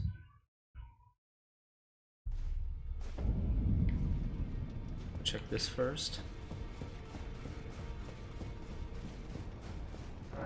We can always just watch the endings afterwards. Yeah, that's true. Elden Remembrance. Marika's hammer. That is the thing that they use to shatter the Elden Ring, I guess? Gold Breaker. Stone hammer made in the lands of the Newman, outside the lands between. The tool with which Marika shattered the Elden Ring and Radagon attempted to repair it. Okay, that part has been lost on me. I did not realize. What? Marika used this to shatter the Elden Ring, and then Radagon, who is the same person as Marika, talk about split personality, tried to repair it? The hammer partially broke upon shattering the ring, becoming splintered with rune fragments. Gold Breaker, leap up high and while suspended in midair, imbue the rune shard with light before smashing it down hard on the ground. The heroic Radagon's signature attack. So Marika and Radagon wanted different things, but they were like the same person. Sacred Relic Sword. Great Sword. strength, dex, faith. That's the sword that the Elden beast used. Sword wrought from the remains of a god who should have lived a life eternal. Thoughts on what the weapon portends are many and varied. Some consider it the mark of a great sin or a sign of great devastation. Some think it is an end of an age, while others the beginning. Wave of gold. Imbue the sword with bygone golden glory, then fire it at foes. A wide golden wave fans out, sweeping through all enemies caught in its path. Still unknown how that relationship works. Something that Radagon is only a single fragment of Marika. Huh. No wonder this marriage fell apart. They had different politics, different worldviews. Cool. Awesome.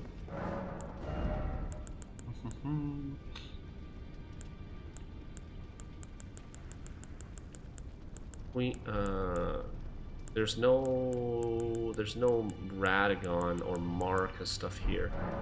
Okay. Sacred Relic sword weapon art is best for runes farming.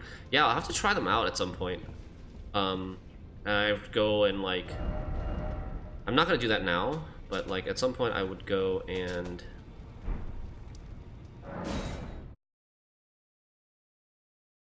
duplicate the remembrance and get all this stuff and try them out. What do you want? Radagon's loincloth? Yep. Alright. Time to go. Summon the waifu.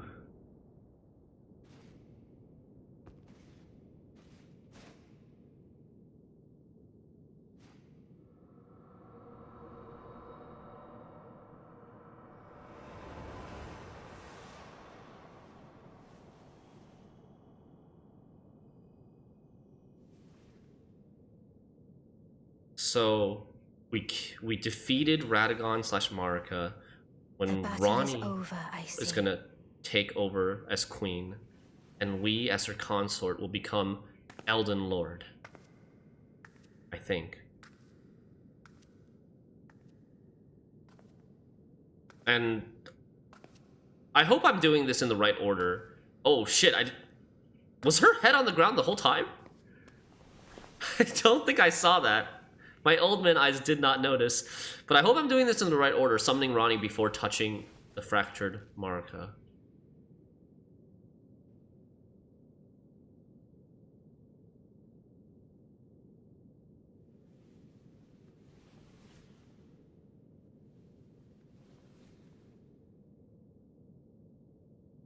I do solemnly swear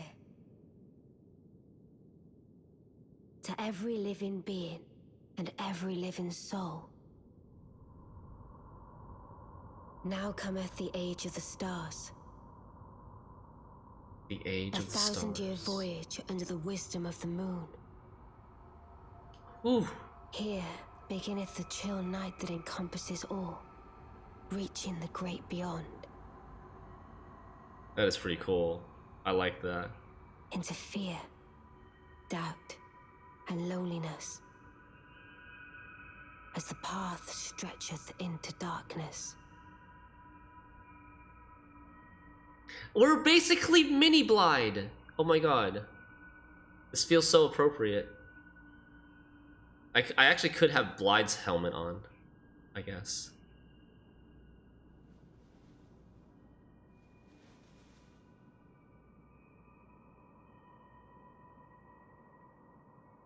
Let us go together.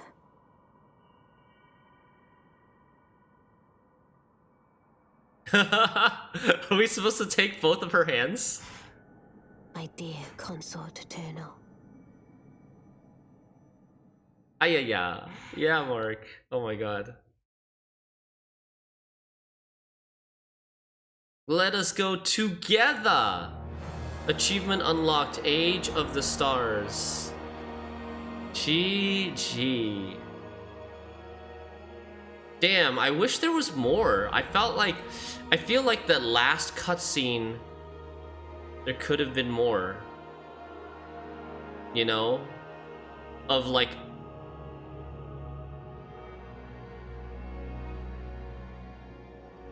Was I, like, yeah, that's my biggest question. Like, did I become Elden Lord?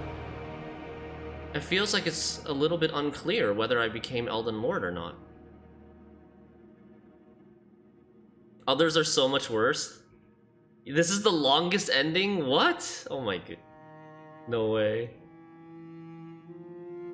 No, I didn't become Elden Lord. You went to travel with her. Huh. Very, very cryptic. Definitely gonna have to watch some of the lore videos.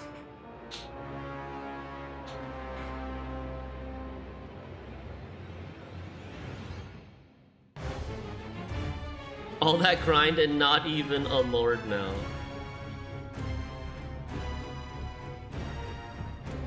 Wow, good game.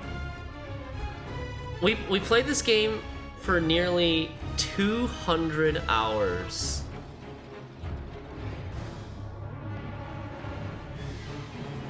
This was a great game. My boss rankings, in terms of my boss rankings, jeez. Melania, Radagon, Dual Crucible Knights, any Crucible Knight,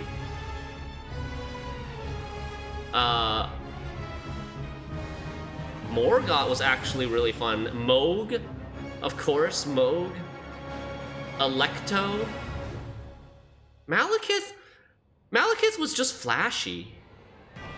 I don't know. I feel like Malekith, it wasn't that great of a boss fight. It was really good, like, cinematic, and like, if you were to watch a movie, I would watch a Malekith boss fight in a movie. But actually fighting Malekith, it was too short. His HP pool was a little bit too low. I never really got to figure out exactly how to fight him. I just used the Blasphemous Claw to parry him a couple times and he was dead. Horaloo? Horaloo is definitely one of the good ones, but probably not in my top 3. I recommend helping people fight Melania. I spent 30 hours just doing that after beating the game, yeah.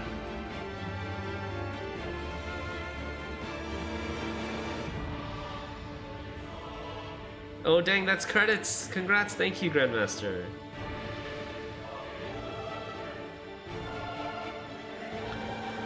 This game has the best average quality of bosses. The best ones are still Gale and Owl, and ultimately Melania is the hardest. I loved Owl. Gale, I'm not of the opinion that Gale is one of the best FromSoft bosses. That's just my personal experience. Maybe because I was over leveled or like beat him in, I don't know how many tries. It was like 3 or 4. It wasn't that many for me, for Gale. I really like Frida, Owl, Melania. Malekith's fight is a lot more in-depth than when you actually fight him without killing him in 2 hits. Yep, exactly.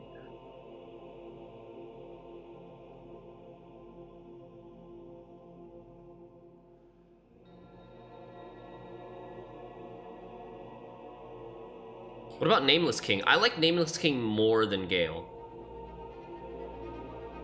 I also really like Soul of Cinder, yep. Midir? I don't think any dragon is anywhere near my top 10.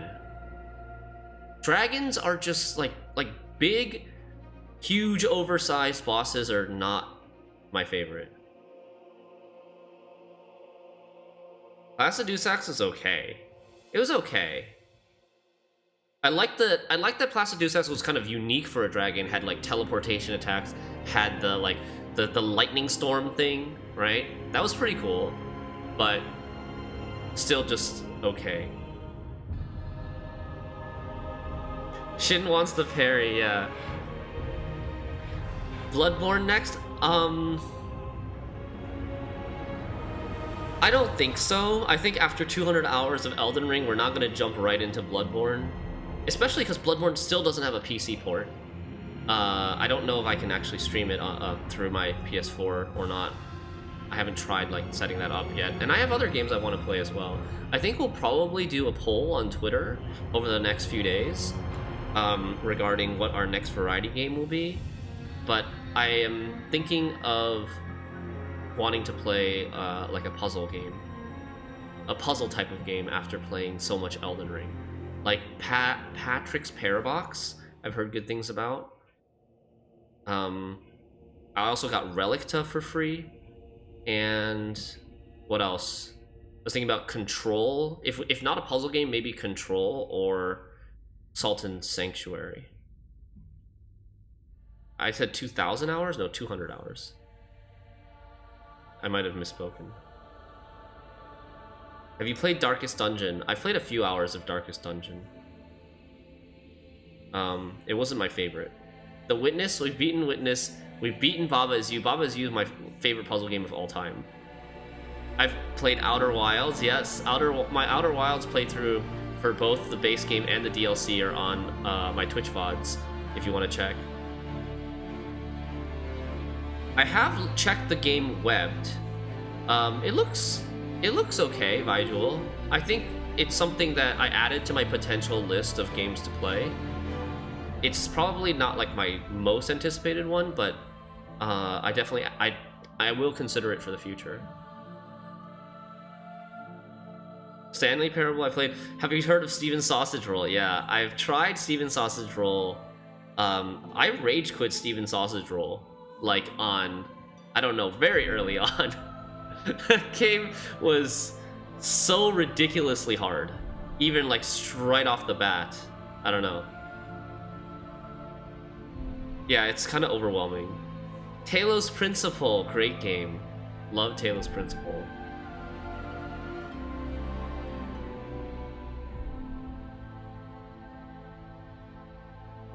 It's Steven Sausage Roll is apparently the creator of Baba's favorite puzzle game. Oh, that's interesting. I think I might have heard something like that, but I can't compare the two. Baba Is You is just absolutely a masterpiece. Steven Sausage Roll, I couldn't get into. Getting Through It. What is that again? Is that like Jump King? Yeah, I've played Hollow Knight. Loved Hollow Knight. Hollow Knight also in my top 3. Hopefully Silksong drops soon. Yes, hopefully. There's Zachtronics games. I've played some of them. Yeah. Those are pretty good too. What are the total hours? Can you check? Sure. Begin Journey 2. If you do not start over now, you can choose to begin Journey 2 later at the Table of Lost Grace.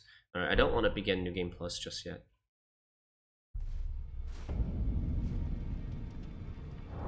Total hours. So this number is inflated. 167. Okay. So I don't know why I thought we had played 180 hours on this save file, but this number is also inflated because I have done like I have done off-stream co-op for like Moog, for example. I don't know how many hours total, but several hours at least. And then we may have also just left the game on accident for several hours. So I'd probably say this playthrough is it's closer to like 150 to 155 hours.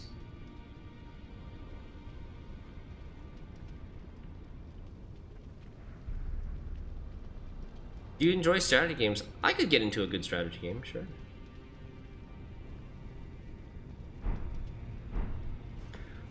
Wow. Okay. Yeah.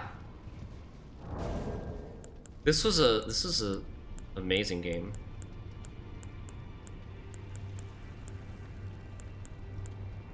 I will have to say, okay, so I think the open world map was more interesting early on. I felt like this area was a little bit weak. Mountaintop of the Giants and Consecrated Snowfield is so big, but you look at the amount of locations, the amount of the sites of grace that compared to like the same area of Limgrave, and Limgrave is just way denser. The snowy areas are a bit meh, but the endgame bosses were really cool. Melania, Horalu, Radagon, Malekith, Fire Giant. Gideon, even. So many good ones at the end.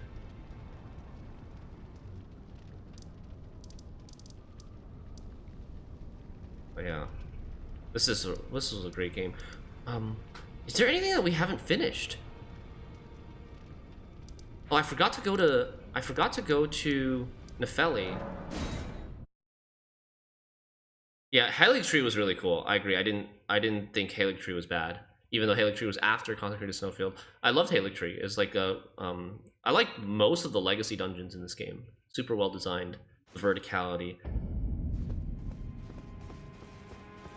Farum Azula was good too. Yeah. Wait, Andre, are you serious? There's 15 endings?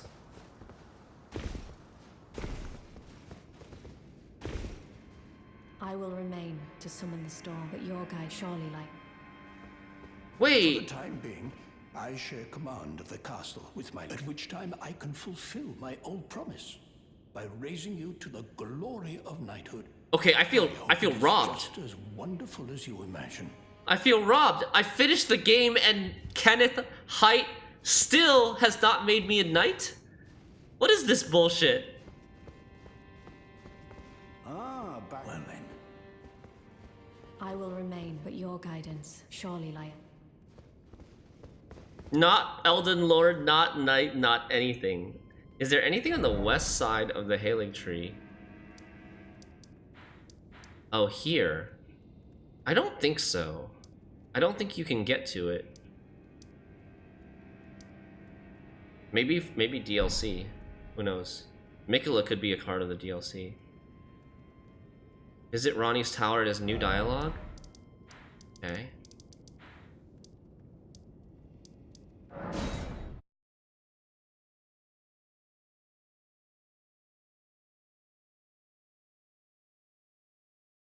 This guy isn't even Elden Lord, he's just a consort. What a scrub.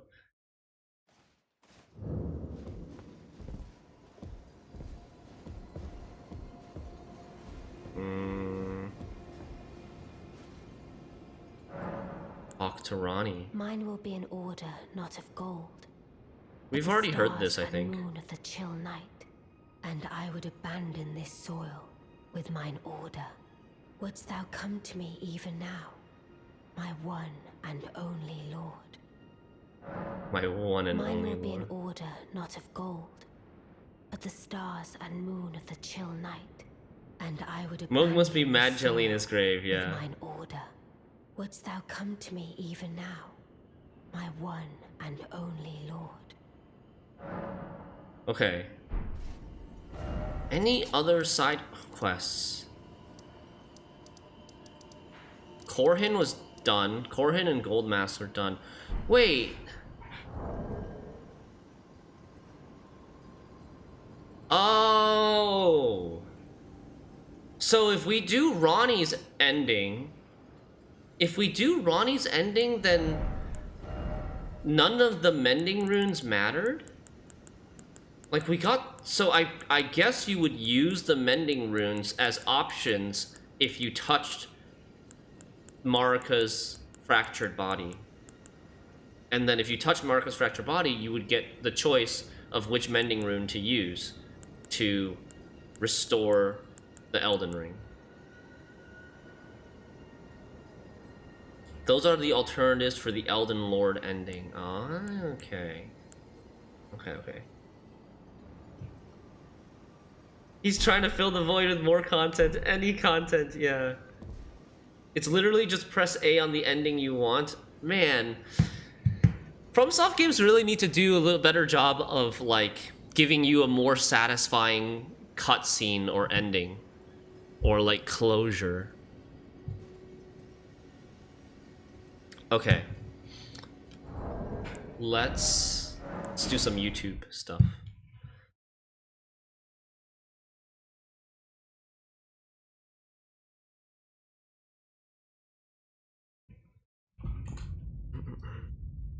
See here.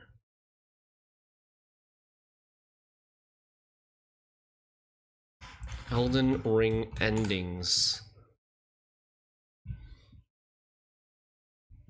All 6 known endings. And then Vatia Vidya. Okay.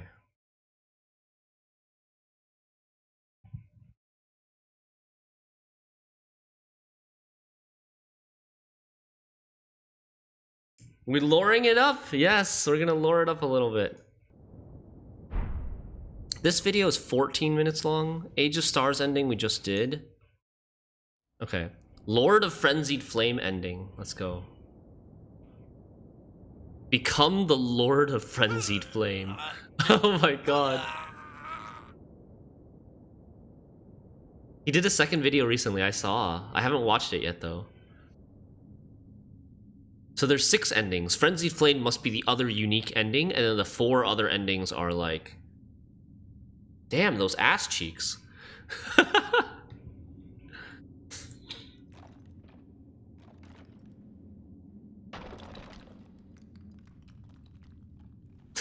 Chavos.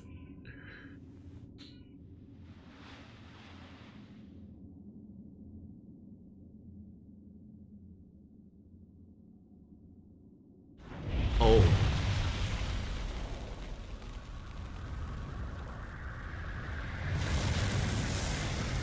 It's like the Eye of Sauron. Jesus.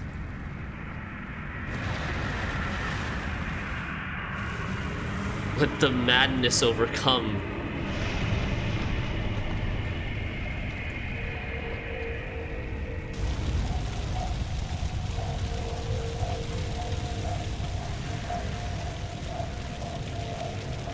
You could have been this and you used Needle instead?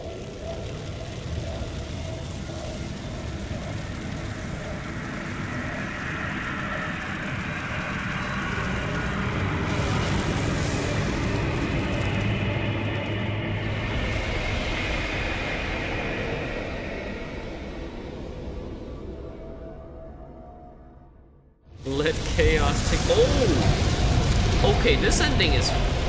Like this? I like this, right? I wish Ronnie had like a scene like this. But holy cow. What? That's the Elden tree. That's the Erd tree right there. It's like completely split open. The frenzied flame is coming out of the stump of the Erd tree, filling the sky and the world with the frenzied flame.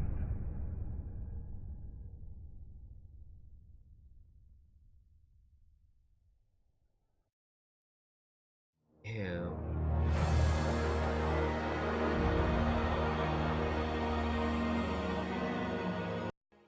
Dung Eater ending, Blessing of Despair.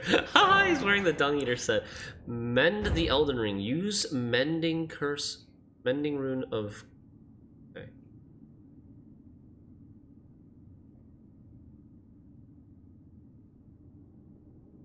Where's the rest of the ending? Wait, the Frenzied Flame? I don't know, maybe there's different versions? Elden Ring Frenzied Flame ending Melina.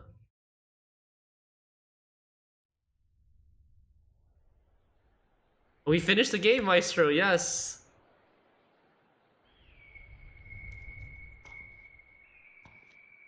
Oh, maybe this is the version where maybe you need to not have sacrificed Melina to the kiln in order to get this scene.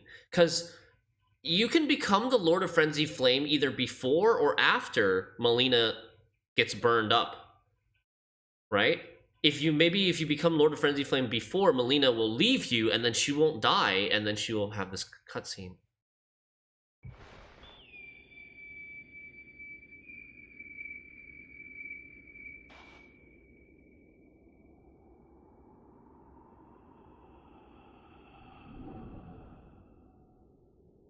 Is that a fragment of the Elden Ring?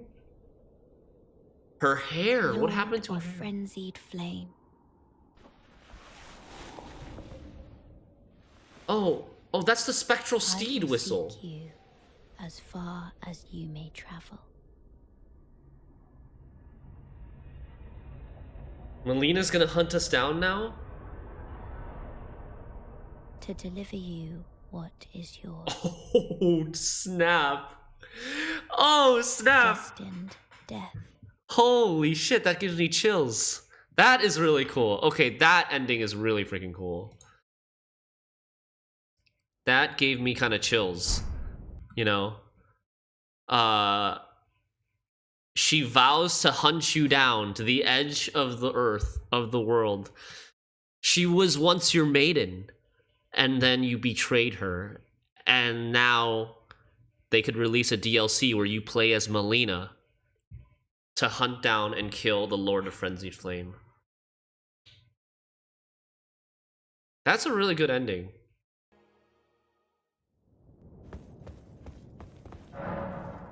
Elden Ring's song not gonna happen?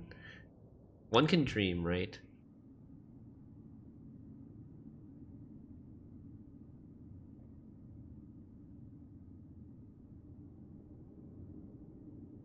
Okay. We'll watch the Dung Eater ending.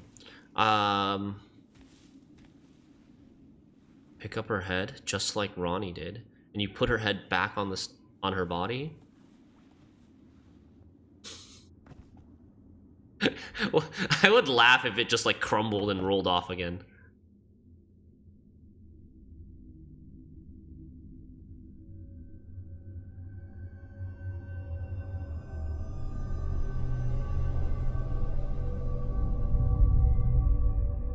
There's the mending rune of the curse.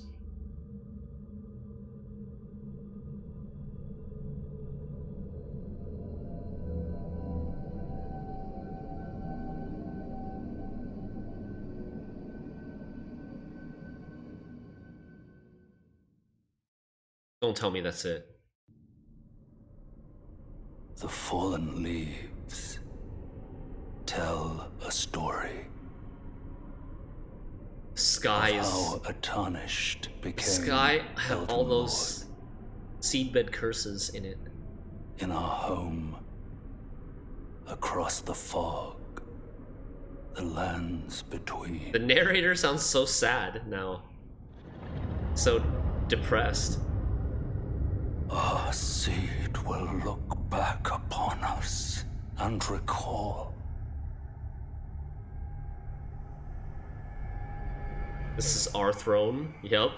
The reviled curse that defined our age. The loathsome The Dung Eater. blessing of despair.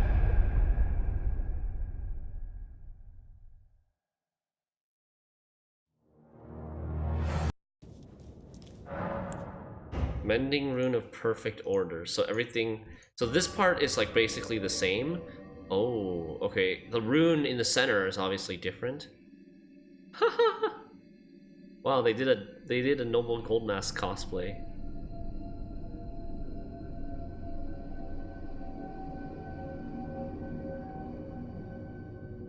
So the differences between the endings are just like the rune in Marika's body and then the narration at the end. The fallen leaves tell a story.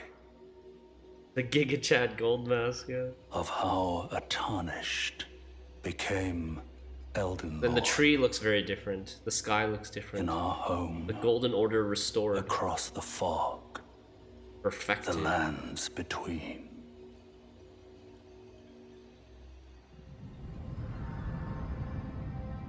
Our seed will look back upon us and recall. Even this dialogue is the same. The age The Age of of Order. order.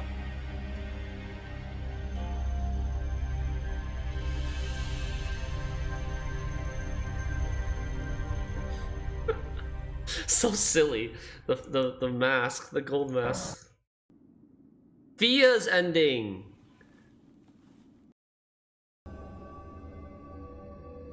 The centipede. The mending rune of the centipede. I really like how the maker of this YouTube video did the character cosplays. You know, when doing Fia's ending, they cosplayed as Fia. When doing Dung Eater's ending, they cosplayed as Dung Eater. I want an ending where you join the together. The Yeah. fallen leaves tell a story. Destined how death a tarnished imbued into became order. Elden Lord. In our home, across the fog, the lands between.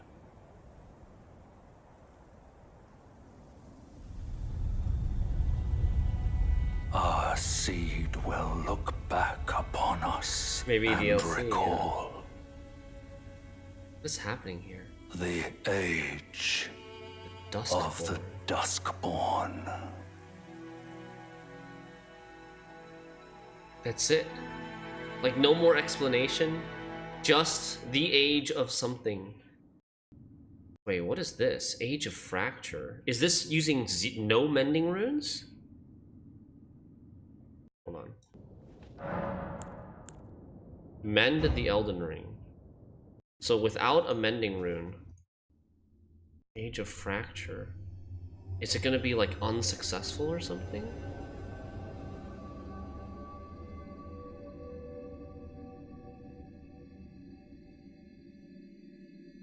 Why is he cosplaying as Godskin Noble?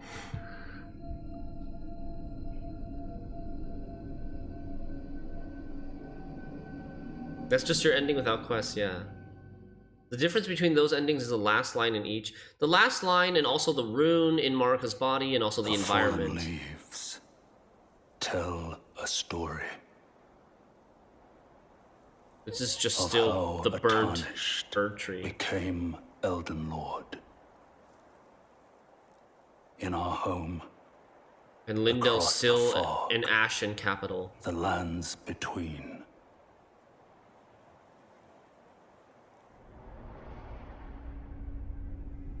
Our seed will look back upon us and recall an age of fracture.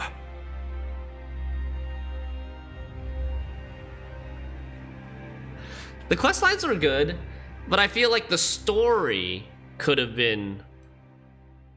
I mean, obviously, the story is already one of the best FromSoft storylines, I'd say. But like the endings, I do think that these, especially these last 4 endings, could use like a little bit more to give you that lore that you're craving at the end. You know, but for that, since the game doesn't do it, we have Vatia Vidya, 29 minutes. So I'm just gonna watch this on stream if you guys want. And we can watch it together. We can discuss. Because, you know, if I end the stream now, I'm probably just gonna go and watch this anyways. I wish the ending was more satisfying. Yeah. Yes, please. All right, let's do it. If you want a good story, you gotta play Bloodborne. Okay, one day. One day I will. Don't take his word as gospel, though? Okay. Movie time! And the second video right after, if we have time. I think we should. Just chatting stream? I mean, I think I'll just leave it in Elden Ring. It's appropriate. A lot of bad lore in this one due to bad English translation. Oh no. Our story doesn't begin in the lands between. It begins in the cosmos, far away, with an outer god called the Greater Will. Mm-hmm. There are a lot of outer gods mentioned in Elden Ring. You can think of 6. these kind of like the great ones of Bloodborne. Oh, they're that's distant not Elden Ring. beings. They're all powerful and they're quite...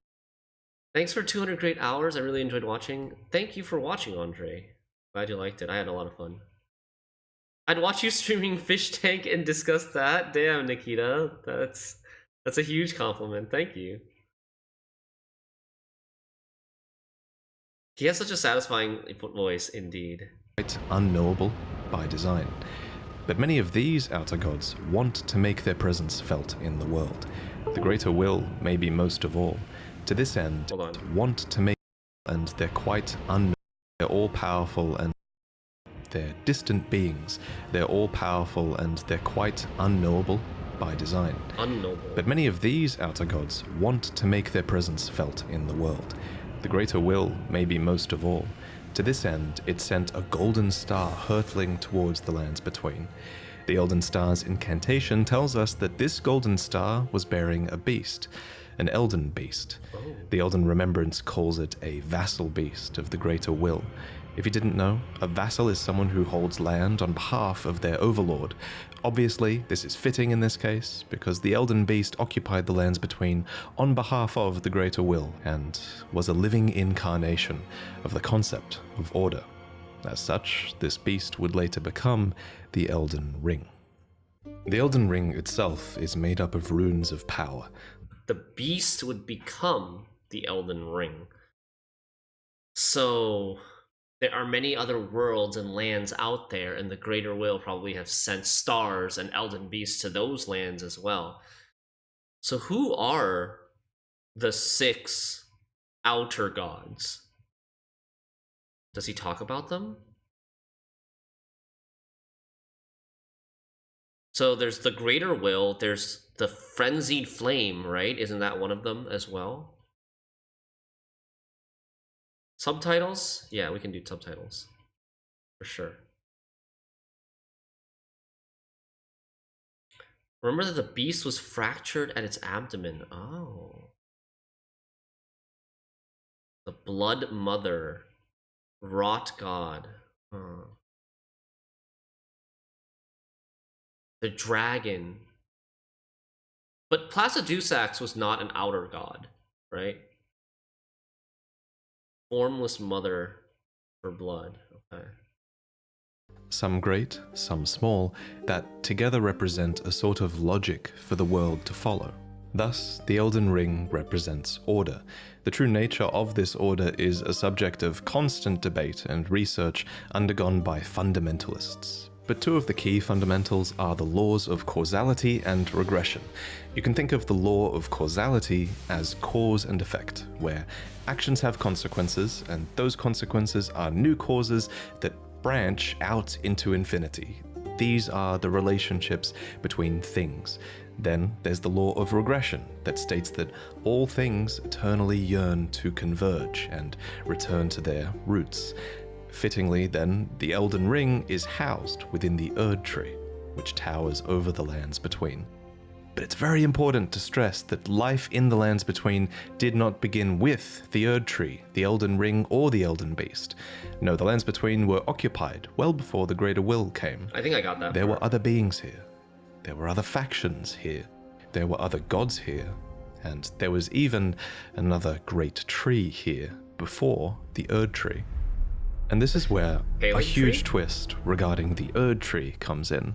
So, there are incantations in the game called Aspects of the Crucible. According to their descriptions, these are manifestations of the Erd Tree's primal vital energies. And I quote, "They are an aspect of the primordial crucible where all life was once blended together." But how could all life be blended together in the Erd Tree if the Erd Tree appeared after life existed? Well, there can only be one answer, right? That the Erd Tree is a parasite, and it took over a tree that existed here before. This ancient tree was called the Great Tree. So the Great Tree was almost certainly the location of this primordial crucible, and it must have been a very powerful primordial force for the Greater Will. Is that the Great Tree? That Silurius or whatever that Crucible Knight is guarding? To have commandeered. It might even be the reason the lands between is important to the Greater Will in the first place. It also explains why spells and enemies related to the Great Tree's crucible would eventually be looked down upon. For example, the Knot Talisman is fashioned from a knotted vestige of the crucible, and it was considered a signifier of the divine in ancient times, but is now increasingly disdained as an impurity as civilization has advanced. Enemies related to the crucible are the Omen, the Misbegotten, and the Crucible Knights, and all 3 of them would be shunned, enslaved, or imprisoned. Those who speak for the Erd Tree don't want you to know its roots, so to speak. According to the spell, Protection of the Erd Tree, in the beginning everything was in opposition to the Erd Tree, but through countless victories in war, it became the embodiment of order. In Marika's own words, the Erd Tree governs all. The choice is thine. The voice acting so Become good. one with the order, or divest thyself of it, to wallow at the fringes, a powerless upstart. But the greater will needed more than a big tree. It needed loyal Melena's voice gives me shivers. Gives me like the ASMR effect. Which ending did you choose? Couldn't catch it. I'm on call tonight. No problem, Cappy Paws. I chose the Ronnie ending because we went through like the trouble of doing her whole quest line. I figured I'd do the Ronnie ending. But after seeing all the endings on YouTube, I thought the Frenzied Flame ending with Melena surviving was actually the coolest one. Symphmiri, yes, exactly. agents in the lands between. To this end, it has the two fingers, who are its envoys. I wanted to know so much more about the two fingers and the three fingers. You guys remember, like, freaking 150 hours ago, I had this theory when playing the game that the two fingers and the three fingers were once part of the same five-finger hand, and they look super beat up because they got, like, in some traumatic event, they got cut in half and separated, and then, you know, they went their separate ways and had different ideologies and stuff like that. I wish that I would have been so happy to like hear anything related to yeah, the relationship between the two fingers and the three fingers and stuff like that. Your theory makes more sense than what we got, yeah. The two fingers heirloom has a weird picture of them, but it reads, "Of course, fingers cannot speak, yet these are eloquent. Persistently they wriggle, spelling out mysteries in the air. Thus did we gain the words of our faith." These words are interpreted by the finger readers. These are the undying old crones that you would have found throughout the lands between. They pass down the wisdom of the two fingers, or at least they used to. Your fingers, please, your fingers. I can read them. Most of them appear to have lost their purpose, and they're desperate to read your fingers and tell you annoying riddles, since their two fingers are likely dead. And yes, of course. There are multiple sets of two fingers. There's so many two fingers or even some three fingers at the top of those divine towers. There are multiple sets of two fingers. You would have found their corpses on the tops of the divine towers. Atop these towers, you loot the fingers in order to activate the true power of a great rune. Specifically though, you are giving benediction back to your great rune. You're taking a blessing back from the two dead fingers, essentially. This is just one of many blessings that the two fingers can bestow, and my point is kind of that the two fingers clearly have more than just influence. They have real power on some level. The Greater Will needs these powerful envoys and agents because, while it's obviously incredibly powerful, it does seem limited by a few things. First is space. The Greater Will didn't come to the lands between itself, it sent an Elden beast to do its bidding instead. Second is time. There is a moment later in the game where your pair of two fingers go still because they're forced to commune with the Greater Will for guidance. When they are finished, the fingers will again offer They their stayed in that guidance. position for the rest of the game. But thousands, if not tens of thousands, of moons must first pass. Right. No matter for me. But you, how will you 10,000s ever of manage to moons. wait? So the Greater Will needs a physical manifestation of order. It needs envoys to convey its will, but what it also needs is a god. Introducing Marika the Eternal. I have this utterly enormous mind map of Elden Ring's lore, and there's a reason she's at the center. She's essentially the equivalent of Gwyn. Oh my god. Round of applause for Vachia Vidya. Oh my god. What? Did you guys see that?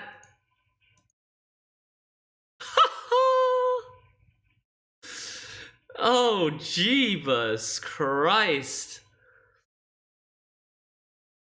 Wow. That is some CSI shit right there, yeah.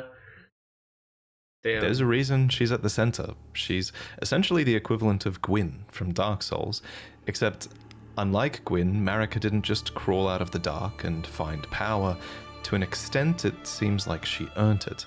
We don't know much about her origins, except that she is of the Numen race, which is actually an origin that you can choose in the character selection screen. Numen come from outside the lands between, and are supposed descendants of denizens of another world, long-lived but seldom born. At some point, That's America cosplay, I guess. We're using the Marika's hammer. Marika was chosen as an Empyrean. What is an Empyrean? Well, an Empyrean is a being chosen by the Fingers as a candidate for godhood. As an Empyrean, Marika received the aid of a shadow to do her bidding. So what is a shadow? Well, it's a wolf, shadowbound to its Empyrean by the two Fingers. Lunar Princess Rani is another example of an Empyrean with a shadowbound beast. You would have met Blythe. These creatures are the Empyrean's very own shadow. They are completely loyal to their needs and, by definition, incapable of treachery. Marika's shadow was a beast called Malakath. Every Empyrean uses their shadow in different ways, but Marika's sole need of her shadow was as a vessel to lock away destined death. So what is destined death? Well, according to Enya, it's the rune of death. The rune of death goes by two names. The other is destined death. We mentioned earlier that the Elden Ring is made up. Yeah, that's a good point that you make, Ash. I was thinking as well, once we learned that every Empyrean has their own shadow beast.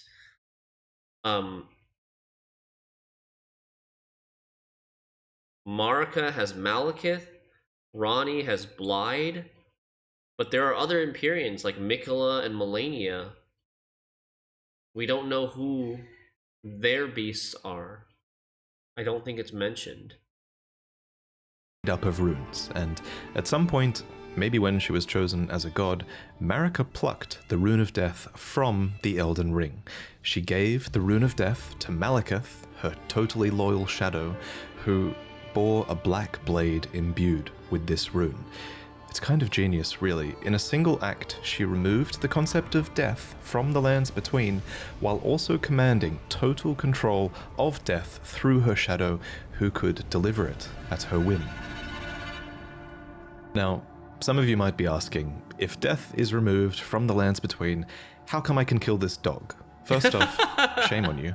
Second, from a lore point of view, that dog isn't really dead. It's simply in the process of its spirit, or its soul, returning to the Erd Tree. Catacomb dungeons, for example, are specifically constructed near the roots of the Great Tree for this reason, so that the Erd Tree can reabsorb their ashes back into it. This process replaced the concept of a death that you were destined to have, but this random spirit outside of a catacomb dungeon says it best. A proper death means returning to the Erd Tree. As another example of this theory, Wait, what? a spirit outside of a catacomb dungeon A proper says death it best. means returning to the Erd Tree. Have... Oh my god, no, what? Deliver it at her whim. Returning to the Erd Tree. Catacomb near the root. The Erd Tree is replaced. But Have patience until the time comes and the roots call to you. as another example Okay. Hey Kaispa, is it time for an Erd Tree dab? There you go, Kaispa. We just beat Elden Ring. Press C. Oh, you can press C. I didn't know that. Thanks, Lost Custody. of this theory, when you kill a major boss, you receive a remembrance of them. These are spirits, and they are hewn into the Erd Tree. In this way, thanks to the Erd Tree's grace, their spirits are immortalized, in a sense. This new form of death also explains what's happening when you summon spirits. From ash and return to the Erd Tree. However, some spirits never return to the Erd Tree, and they rise within death as corpses or skeletons instead. Partially because of Deathroot, which we'll address in another video. Wow. So this was the new order. And it's important to stress that it was in this moment, when the rune of death was removed, when destined death was taken, this is when order became the Golden Order. The forbidden shadow plucked from the Golden Order upon its creation. Specifically, this was Marika. So, I got a question. after we defeat Malekith, there's a cutscene that kind of shows us touching the Rune of Death, and then this red flame kind of exploding from within the Rune of Death. What happened there? Did we obtain the Rune of Death? Or, like, I don't know, and then it just kind of wasn't really addressed again, right?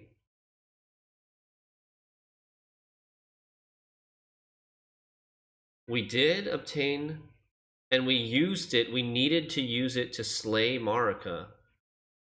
Oh, we unleashed it to burn the thorns.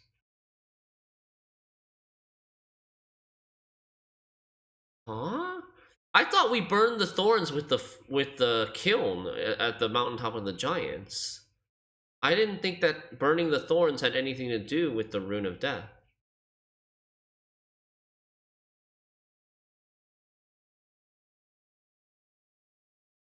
We used it to kill Elden Beast. I think that makes more sense, to kill Elden Beast and kill Marika. Thorns are still there after the kiln? Oh. I never tried to go back to... Yeah, so I did things in order. Once I activated the kiln, I did all of Crumbling for Rumazula before trying to go... No, because Lindell doesn't turn into a Capital of Ash until after you beat Malekith.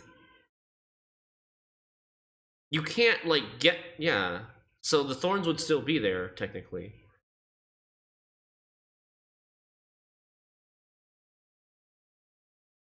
You need the kiln and the Rune of Death to get through the thorns, yeah.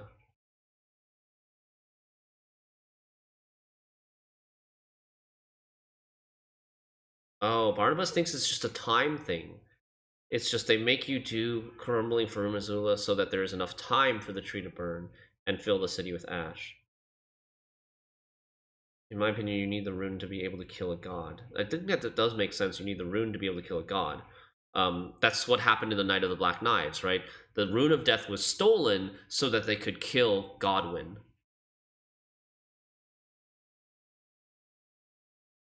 Yeah, I think that makes more sense to me, is that the Rune of Death that we got from Malekith was necessary to kill Marika / Elden Beast. This Golden Order. So not only did she become a god and a vessel for the Elden Ring, she became renowned as Marika the Eternal for her removal of destined death. It was a huge part of her character and her reign as well. However, Marika had more than just death to conquer. She had wars to fight, as the world was occupied by many forces that could threaten That's the Golden Order. Placidusax? There was war with the Stormlord, who likely ruled over Stormvale, and there was a war with the Giants, who were masters of a flame that could burn the Erd Tree. There was war with the Ancient Dragons, who incidentally had stones that could twist time and thus slay a god. And finally, there was war brewing with the Carrion Royalty, who had previously obeyed laws which contravened the Golden Order. Thus, sort of similar to how the Greater Will needed an Empyrean to enforce its will, Marika herself needed someone to wage war. So there was to be a husband, a consort, an Elden Lord. The man chosen was Horalu, a ferocious warrior who became known as the Lord of the Battlefield. So does the Elden Lord have, like, some godlike powers? Or is he just like a freaking general? Or like a warrior? Giga chat. Can you still play Elden Ring after the ending? Yeah, you can. You can play your current new game, your current game, and then you can also, after you get the ending, you can advance to a new game plus and start over from the beginning with, like, the weapons and spells and stuff that you got, and you keep the levels as well and your stats from the first game.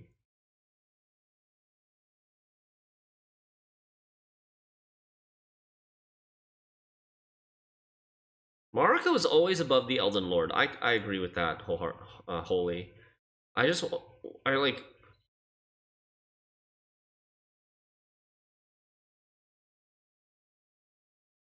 I just feel like the explanation of Elden Lord just being like a warrior, a conqueror, a general for Marika, it feels a little bit lesser than what I was expecting the role of Elden Lord to be. I thought it would be closer to someone like a god. But maybe I just had the wrong idea the whole time.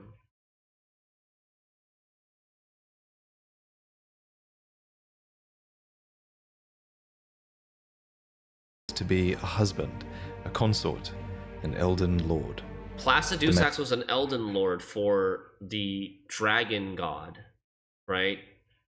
He was also, so Placidusax was also like a conqueror, a warrior, war-waging husband, yeah. And chosen was Hoarah, a ferocious warrior who became known as the Lord of the Battlefield. His crown was warranted with strength, and while it was for this strength that Marika married him, he was also required to take a vow to conduct himself as a lord.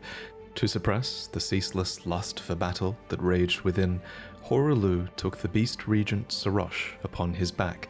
You'll notice this is another example of a beast being given for the purpose of serving order. Thus, in this moment, he went from being Hoarah, warrior, to Godfrey, the first Elden Lord, consort to Queen Marika, and a certified demigod. Godfrey and Marika had 3 demigod children together. There was Godwyn the Golden, who you saw being killed in the opening trailer, and there were also the reviled Omen twins, Morgoth, who guards the Erd Tree, and Mohg, who became Lord of Blood. You might think that Godric was another demigod child, but he actually wasn't. Instead, he was probably descended from Godwyn. Anyway, we'll talk about the demigods more in detail in another video, so subscribe for that. But for now, just know that Godfrey and his offspring were the first demigods, henceforth known as the Golden Lineage. The Golden Lineage, ah.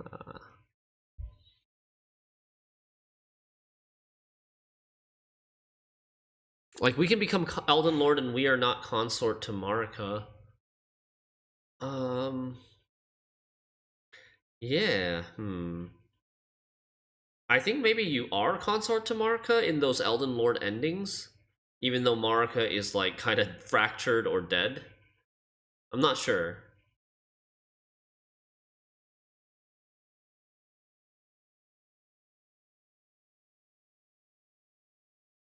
But yeah, apparently, so if you don't do Ronnie's questline, and you don't do any of the Mending Rune questlines, you can still become Elden Lord.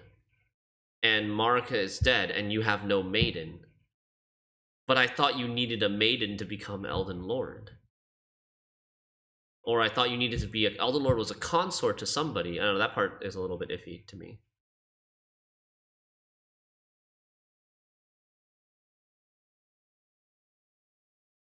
Yeah, I think you're consort to Marika because if you pick Ronnie's ending, you're consort to Ronnie. Consort to Torrent.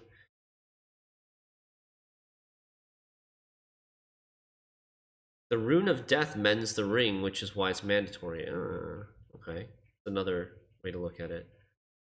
Can you be consort to Marika if she's dead? The maiden is just needed for the Erd Tree guidance, but as Lord, you don't need the maiden to receive it anymore.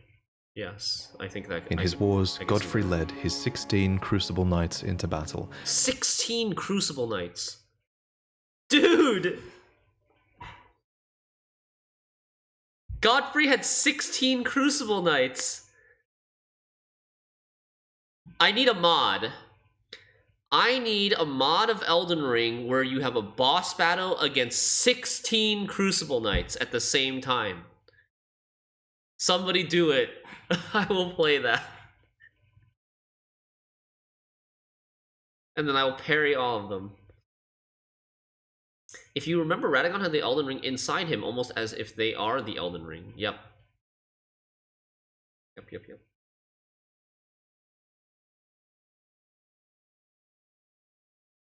Think of the parry potential, yeah. No wonder he won against the Giants. Imagine if Godfrey was a boss fight with his 16 Crucible Knights. Who were named so for they fought with the primordial powers of the Erd Tree. Their incantations were aspects of the Crucible itself, and they likely fought giants, dragons, the Stormlord, and more to usher in their age, the age of the Erd Tree. In Marika's own words, "Hark, brave warriors. Hark, my Lord Godfrey.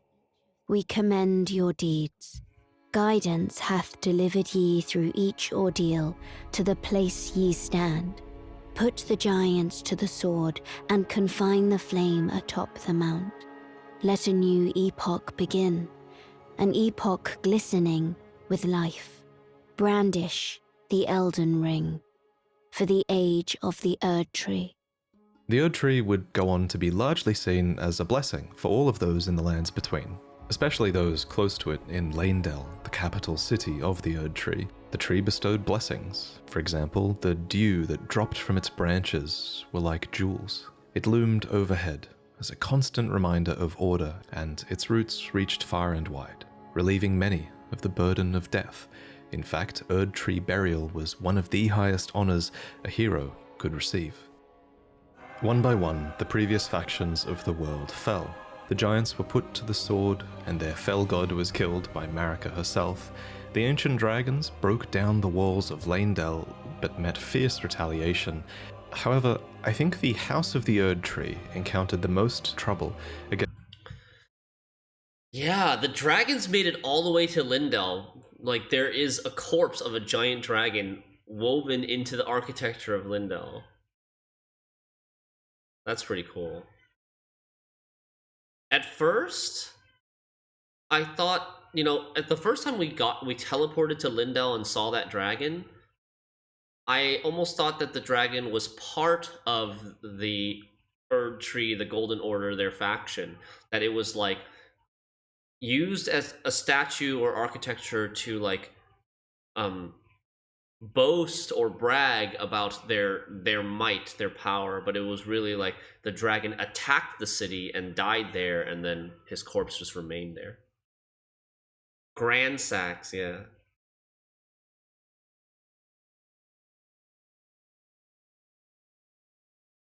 against the land to their southwest, Leonia. Here, the House of the Moon repelled their offensives time and time again, and I mean that literally, because there was not just one but two wars fought here, and in both of these, there was no victory for the Golden nor for the Moon. And I suspect it was probably because of these lobsters. These damn things can snipe you from like a mile away, and it's bullshit. Actually, it was probably because of the Carrier Knights, who, according to their weapons, were able to wield sorcerous battle skills, and despite numbering fewer than 20, this power made them a match for even the champions of gold in battle. These enchanted knights were anointed by the Lunar Queen, a young astrologer who went on to establish the House of Caria as royalty in this land. With her bewitching lunar magic, she won over the Academy of Raya Lucaria, where glintstone sorcery was studied, and united the Carian royal family and the learned scholars of Raya Lucaria defended their home from the golden aggressors. Oh my God, At the head of this great golden army was Radagon. Lord Radagon was a great champion, possessed of flowing red locks. He came to these lands at the head of a great golden host. When he met Lady Renala in battle, fucking cosplay. These two champions clashed, fell in love, and joined their houses. Radagon once cleansed himself with celestial dew, repented his territory. Yeah, Ayu, we finished the game and it's time for Vati lore videos. Exactly. Aggressions, and swore his love to Renala. The order of the Erd Tree and the fate of the moon were conjoined, and all the wounds of war forgiven. You might think it strange that the Greater Will would permit this union, but it's not too odd, all things considered. As with most From Software games, sorcery and faith are just two sides of the same coin, and both of these powers stem from the cosmos. Radagon and Renala were known to have 3 children together. Lunar Princess Rani, Radagon and Renala, who inherited her mother's propensity for lunar magic, Radahn, who took after his father Radagon and would go on to master gravitational magic, and Rykard, who pioneered new hex sorceries and would go on to feed himself to a great serpent. Oh. It follows that at some point after this, Marika began to harbor doubts. Doubts about the Golden Order that she had had a hand in creating. In Marika's own words, I declare mine intent to search the depths of the Golden Order through understanding of the proper way. Our faith, our grace is increased. Those blissful early days of blind belief are long past. My comrades, why must ye falter? And it's at this point that we should talk about Marika's motivations. They had 3 children together! If you watch the opening cutscene, it would be so much more contextual now. Yeah, I mean, I actually realized very early on that the opening cutscene, the person smashing the Elden Ring, it was like a woman and then a man. And there were like 2 different people there. Thought that was a pretty good touch.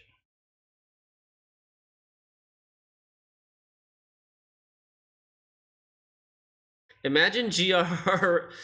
Martin's hype when he heard that in FromSoft games you don't actually have to write the whole and finish it, but leave things unexplained. I know. He must have been like, oh my god, perfect for him. How many tries did it take? It took probably... Wait, somebody who's not a mod type death. We started at 637. Type exclamation death, I mean. 651. So it's 14 tries. 14 tries for the final boss. And only 2 tries for the Elden Beast portion of it. Most of the tries were used on Radagon. We chose the Ronnie ending. Her character. This is surely going to be one of those huge points of debate in the coming years, but for now, my working theory is that she wanted to discover the truth behind order and the truth behind the greater will, and she believed that bonds had to be broken so that they could be better understood. She believed that there was great meaning to be found in hardship. Queen Marika has high hopes for us, that we continue to struggle unto eternity. I didn't For remember Lord saying something Godfrey, like that. his struggle ended at the end of his campaigns.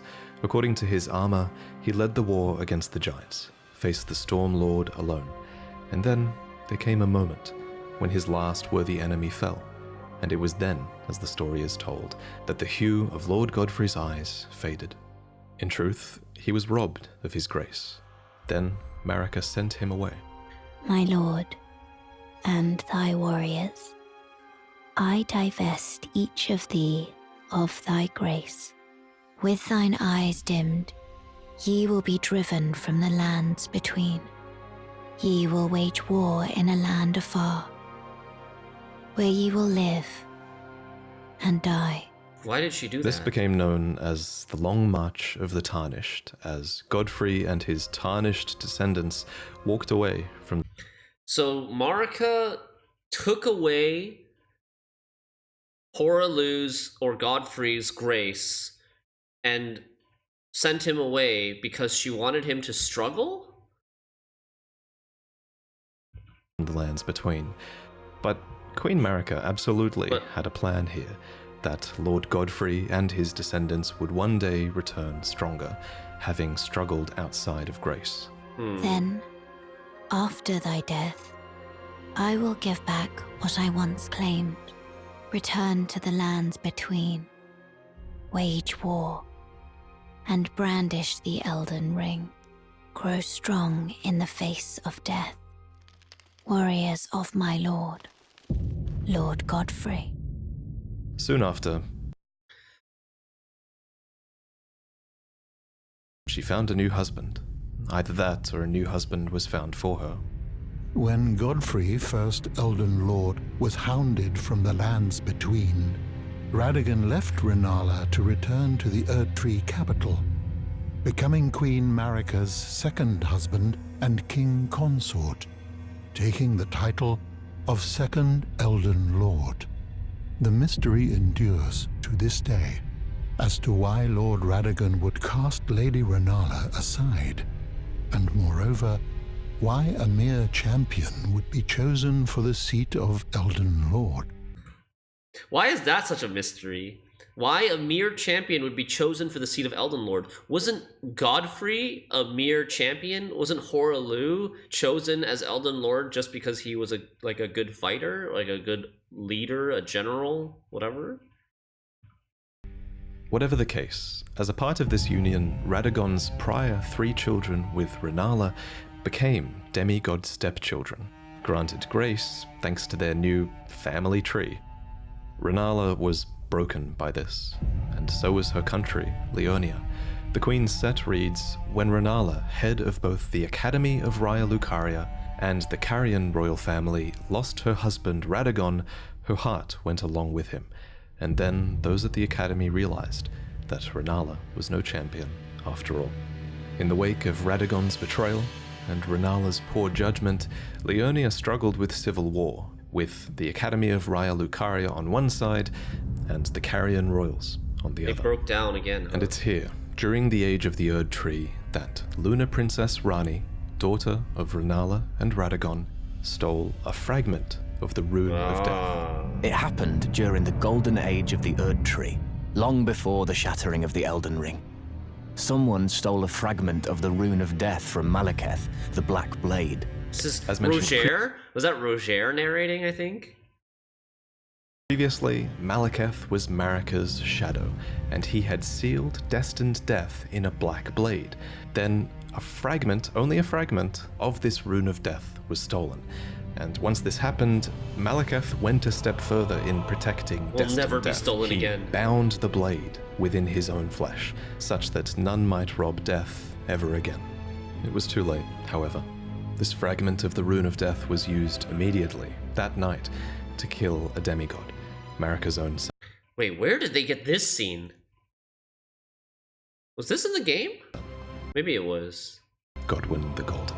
That was the first recorded death of a demigod in all history, and it became the catalyst. Soon, the Elden Ring was smashed, and thus sprang forth the war known as the Shattering.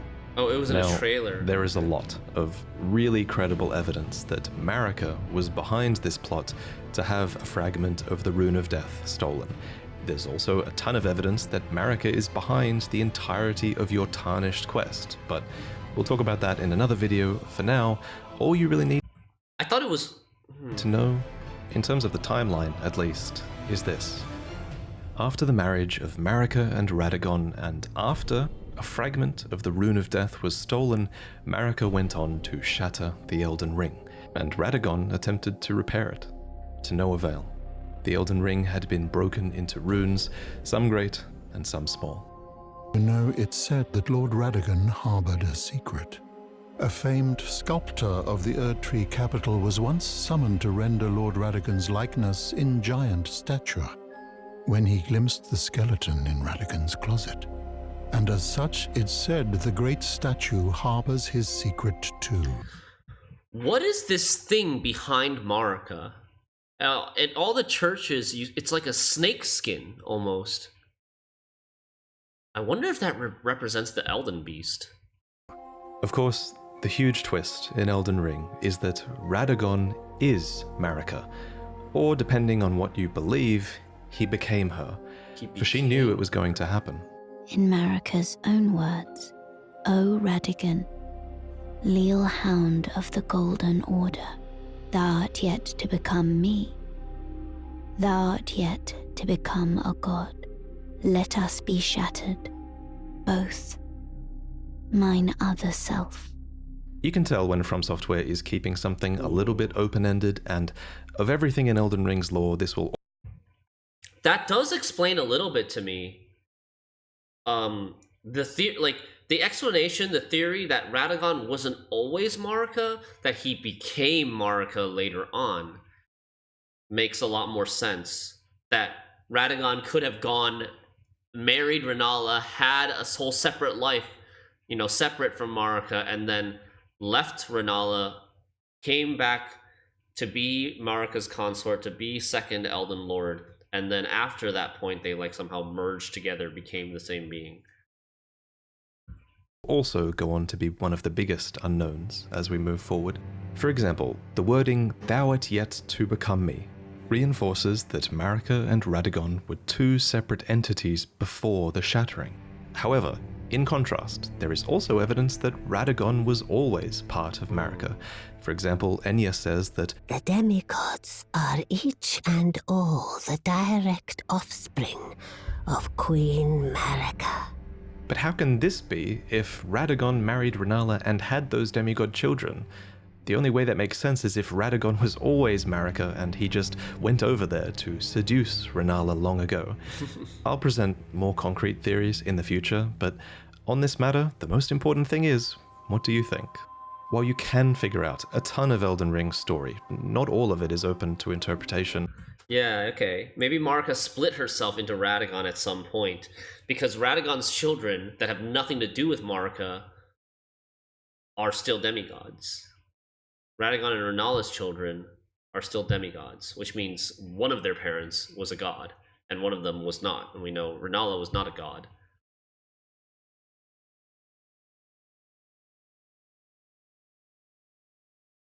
Certain things are, and this is one of them. And your interpretation is a big part of what makes this story special. At any rate, the union of Radagon and Marika seems to be a union of two fundamental opposing laws of the Golden Order. We mentioned these laws earlier, actually. There's the law of causality, and Marika is an agent of cause and effect. And there's the law of regression, as Radagon is a character who aspires to be complete and regress together. So I have a theory that forcing these two beings that represent these concepts together would have corrected Marika's deviance.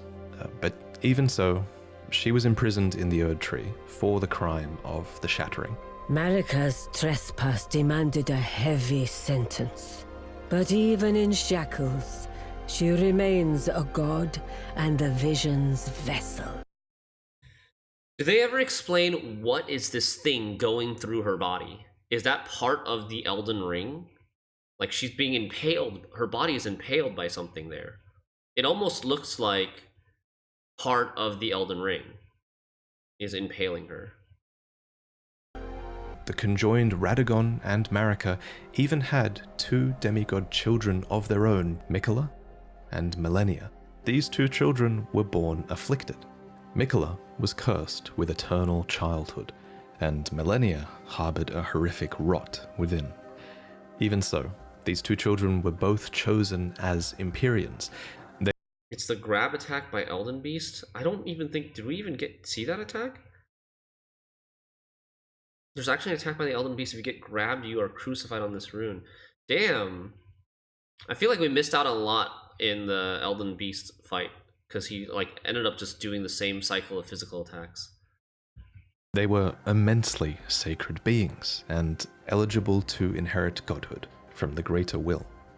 Perhaps the Greater Will was just desperate to find a worthy successor, and indeed in the Shattering War to come, many would try to claim the shards of the Elden Ring, and they would try to take the throne, including, of course, the Tarnished, who returned from their long march at long last, which we'll talk about in the next main lore video. I should probably also mention here that if you become a patron, you'll see upcoming lore videos early, as that's one of the rewards you get if you pledge to the $3 tier. And if you think my channel really adds a lot of value to the Souls games for you to the point where you pledge $20, then in this new tier you'll receive a new mug every 3 months that has a unique design on it, to do with the games by From Software. There are 4 to collect. The first one you'll get is inspired by Dark Souls, then Elden Ring, then Sekiro, and finally Bloodborne. And they all have fantastic art that I worked on with an amazing artist named Chu. Yeah, Garrett, we finished it. Anyway, I figured this is the right place to end this video because the information here is going to be overwhelming. I bet it probably was too overwhelming, you know? It took me ages to commit these names and the relationships they had with other characters to memory, so I hope you guys are doing alright. One thing that helped me a lot was that we designed an enormous mind map with pretty much all of Elden Ring's lore, all of its item descriptions, we didn't all actually of its become dialogues, Elden Lord. We chose the ending where with Ronnie, so I guess technically we didn't become Elden Lord. Womp womp womp. But it was still a kind of a unique ending. I liked it. Could have been longer. The Moon Lord, yeah. Alright, Critical Infusion, see you later. The relationships between characters that we can think of, we added all of this together, and it helped a ton in learning about the story and visualizing it all. And one day I will make this asset available to you all, because I think after doing it, I think this is the quintessential way to piece together the story, and I think giving you guys this asset eventually will make that accessible for people. So I'm really excited about that. I want to thank Absa and Zard for accepting the paid task of helping me put all the raw data into this mind map so that I could better understand everything. I want to thank Paragod for fulfilling all of my footage requests and creating so many cinematic scenes for this video and for you all to enjoy. And I last of all want to thank John Devlin for the incredible thumbnail. After of course, taking so many thank you for attacks. watching.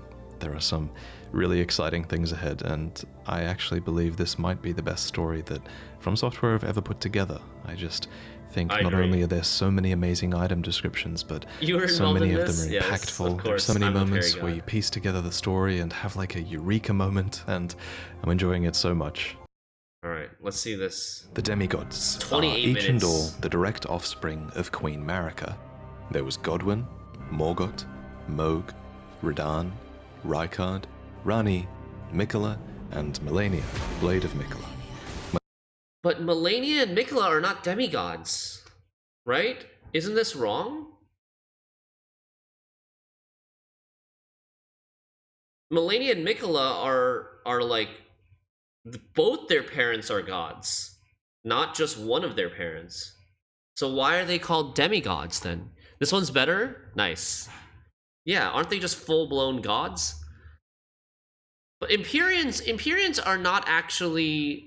The term Empyrean doesn't have to do with whether you're a full-blown god or not. Because Rani is not a full-blown god, and she is an Empyrean. Empyrean just means that you're a candidate picked by the Two Fingers to potentially ascend to godhood, right? Melania, Blade of Mikola. Melania, Blade of Mikola. And Melania. Not again. All of these demigods had fallen from grace by the time the shattering occurred. But in this video, I want to mostly talk about the origins of these. Oh, that's a great point, Barnabas. Because Marika and Radagon are the same person. Their offspring, it's like incest, except if you reproduce with yourself. You don't have the genetic diversity if you reproduce with yourself. That's why they're tainted. That's why they have like the scarlet rot, and and Mikola is forever in child form. that could be an interesting explanation. The eternal youth, yeah.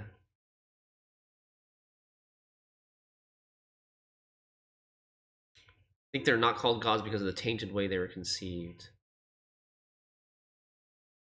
Characters, who these demigods were before the fall, and some of these demigods fell a long way indeed. Before he became this unsightly mess, Godwyn the Golden was quite the heroic figure. He was born of the promising union between Lord Godfrey and Queen Marika, and he achieved great renown for his bravery in one of their wars at least, the War of the Ancient Dragons. Oh. This war began when Grandsax, a great ancient dragon, rained calamity down upon Leyndell, marking the only time in historical record that Leyndell's walls had fallen. It's not clear why Grandsax first attacked, but fortifying themselves against lightning, the Knights of the Erd Tree weathered his assault, and Grandsax was defeated. However, this was only the beginning, and a bitter war against the ancient dragons was to follow. During this war, the Erd Tree Sentinels had an epiphany that the only way to truly protect the Erd Tree was to become dragons themselves. Draconic. And so, despoiling the corpses of their foes, the grotesque Sentinels served the Erd Tree, but fought with the claws of the enemy instead. In the end, the ancient dragons were routed once again. In a graveyard of swords by the Stormcaller Church, the end of the war is commemorated. Here, we learn that during battle, Godwyn the Golden defeated Fortisax, called the mightiest dragon of them all. Fortisax. However, he did not kill Fortisax. Mightier than Instead, Placidusax. he befriended him. and it was in this act that the powers of the ancient dragons truly became a part of Leyndell. After all, only those loved by dragons can survive the ordeal of cladding their bodies in lightning. So, from an unlikely friendship, an ancient dragon cult was born in the capital city, and the Knights of Leyndell learned to worship the dragons and wield their lightning. Lanciax, sister of Fortisax, even took human form to better commune with the knights. It was officially decided that the worship of the ancient dragons did not conflict with belief in the Erd Tree, and it was all thanks to Godwyn, commander of the dragon's golden lightning, and a true child of the golden lineage. That's pretty cool. I like this part. I like this video so far. I already like it more than the last one. I learned more. So I think I remember, actually, the game, some of the lore saying that Godwyn befriended Fortisax. I think this was in maybe Fortisax's remembrance. But wow, okay. That gives me a much better idea of who Godwyn is. Hey Dragon, you wanna hug it out? But now, let's talk about Morgott and Mohg, the Omen twins, who were also born of Godfrey and Marika's golden lineage. How come Godfrey and Marika can give birth to different race of children? Godwyn is Godwyn's not an omen, but Morgott and Mohg are omens. Is that like a species, like a race? I always felt like omens were not human, but maybe it's a misunderstanding. Omen isn't a race? Okay, let's keep watching. What is an omen? Well, to put it simply, answer our questions omen for us. is an accursed child seen as impure, as they are born with horns on the body and face. When this happens, the correct thing to do, culturally at least, is to cut off the horns of the omen, an act which usually causes them to perish. It's pretty messed up, but some omen do survive this process, and some omen are even given a cleaver, crafted specifically for them and awarded as a tool of war, although these weapons are bestowed with a readiness to take them away. We find one such omen in an Erd Tree camp upon the Altus Plateau. Before you fight it, you might have noticed another omen nearby, writhing in its sleep. It's said that omens see evil spirits in their nightmares, and I think this omen is dreaming, haunted by the vengeful spirits of its accursed kin. Damn. This brings us to the Omen Killers, who are horrifying butchers of twisted conscience. They wear these horned masks that make a mockery of the Omen's nightmares, and these butchers hunt the Omen and amputate their horns. The first Omen Killer was named Rollo, a famous perfumer who had to imbibe a physic to rid himself of emotion so that he could better perform his tasks. Remember, it seems many Omen have their horns excised when they're very young. That's definitely disturbing enough to warrant an emotion-killing physic in my book. Jeez. However, if the Omen is born of royalty, then their horns are not cut off, but the Omen is kept underground, unbeknownst to anyone, and imprisoned for eternity. By way of example, you would have seen all kinds of Omen confined to the sewers beneath Leyndell. But why are Omen considered to be accursed in the first place? Yeah, this is good stuff. Some of them are clearly intelligent, so what's inherently wrong with being born with horns and great strength? Well, it's important to remember, I think, that this curse might only really exist in the context of the Golden Order. After all, those afflicted with Omen horns are not able to return to the Erd Tree for rebirth, and are said to be born outside of its grace. But why does the Golden Order disavow the Omen, then? Well, it's hard to say for sure, but my working theory is that it's to do with the Crucible. According to this ancient incantation, horns were once an aspect of the Erd Tree's primordial crucible, where all life was once blended together. And with the exception of a couple of Crucible Knights in and around Leyndell, we know that the Golden Order has started to distance itself from most things that touch upon the Crucible. While things like horns, knots, feathers, and scales once grew on the human body and were considered signifiers of the divine, now they are disdained as impurities as civilization has advanced.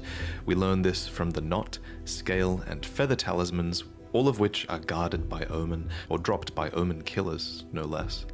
Unfortunately for the Order of the Erd Tree, these once divine impurities seem to crop up in some births, whether they like it or not. Almost like it's a genetic trait, as if it touches upon the... This is so good. Like,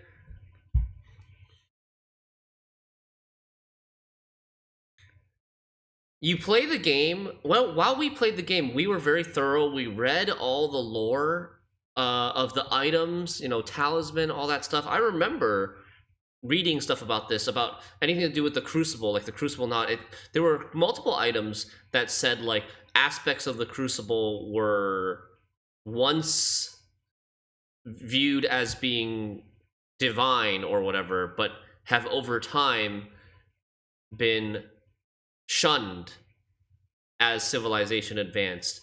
And it really, like, I think it's so cool for Vati and his team to collect all that information and filter through it and then understand its context and its impact on this whole, on everything, like on the demigods, for example, on these omen like Morgott and Moog. Yeah, connecting the dots, it's really something.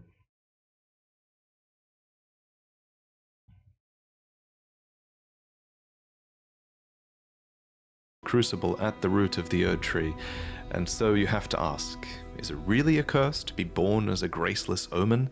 Well, as with most curses in these games, I think that depends on your perspective. In any case, Moog and Morgott were omen royalty, and thus they were born into a wretched mire far below the earth, horns and all. Here, they were kept under the strictest confinement. Each of them were bound with charmed shackles that were covered in roots or thorns and bathed in golden magic. That's so cool! That's so cool. Very few people were supposed to... That's why they have shackles. That's why their shackles existed. Is because they were confined underground, being omen of royalty and not having their horns cut off. How did you like the Radagon fight? I really, really liked it. I liked the Radagon part of the fight a lot. Unique boss, tons of cool attacks and animations, parryable. I would definitely fight that, do that fight again. Would you prefer more exposition about the story? I wouldn't mind it. I don't hate like the cryptic type of storytelling, but I also wouldn't mind a little bit more exposition. I think that could improve the experience as well. I did Ronnie's ending, yeah. But she's been got 1 million views on Elden Ring video. Yeah, I know, I saw. That's insane. Good for him. To know that they even existed. Morgott, for his part, renounced and despised his accursed omen blood, but his brother Moog embraced it. Thank you, Deep Trisha. underground, Moog stood before an outer god, a being called the Formless Mother, who craves wounds, just confinement. Each of them were bound with charmed shackles that were covered in roots or thorns and bathed in golden magic. It seems very few people were supposed to know that they even existed. Morgott, for his part, renounced and despised his accursed omen blood, but his brother Moog embraced it. Deep underground, Moog stood before an outer god, a being called the Formless Mother, who craves wounds, a being capable of bestowing power upon accursed blood. In this moment, Moog's accursed blood erupted with fire, and he became besotted with the defilement that he was born into. Here, deep below the earth, he would go on to build a dynasty of blood, in reverence of a mother. Something it seems he never truly had. Aww. As for Morgott... That line! Morgott, or not Morgott, Moog had mommy issues. Oh, jeez. Saj. He was born into the same accursed fate as his twin brother, but despite not being blessed with grace, he loved the Erd Tree all the same, and even took it upon himself to crawl out of the sewers and become the Erd Tree's protector when the Erd Tree needed him most. In the end, he rightfully became the Omen King and Lord of Leyndell. Omen or not, he was, after all, born of Godfrey and Marika's golden lineage. This is really cool. I do feel like just watching this part of the video gives me so much more insight on the Omen, especially Mohg and Morgott, and like makes me sympathize with them a lot more. Where when I played the game, when I defeated them, I just saw them as like bad guys, you know? Maybe Mohg is a bad guy, but Morgott seems like not so bad of a guy. He's just very, very loyal and dedicated to the Erd Tree, and will not have some lowly tarnished rise up. 15 years in the sewers! Oh my god, yeah, why didn't I think of that?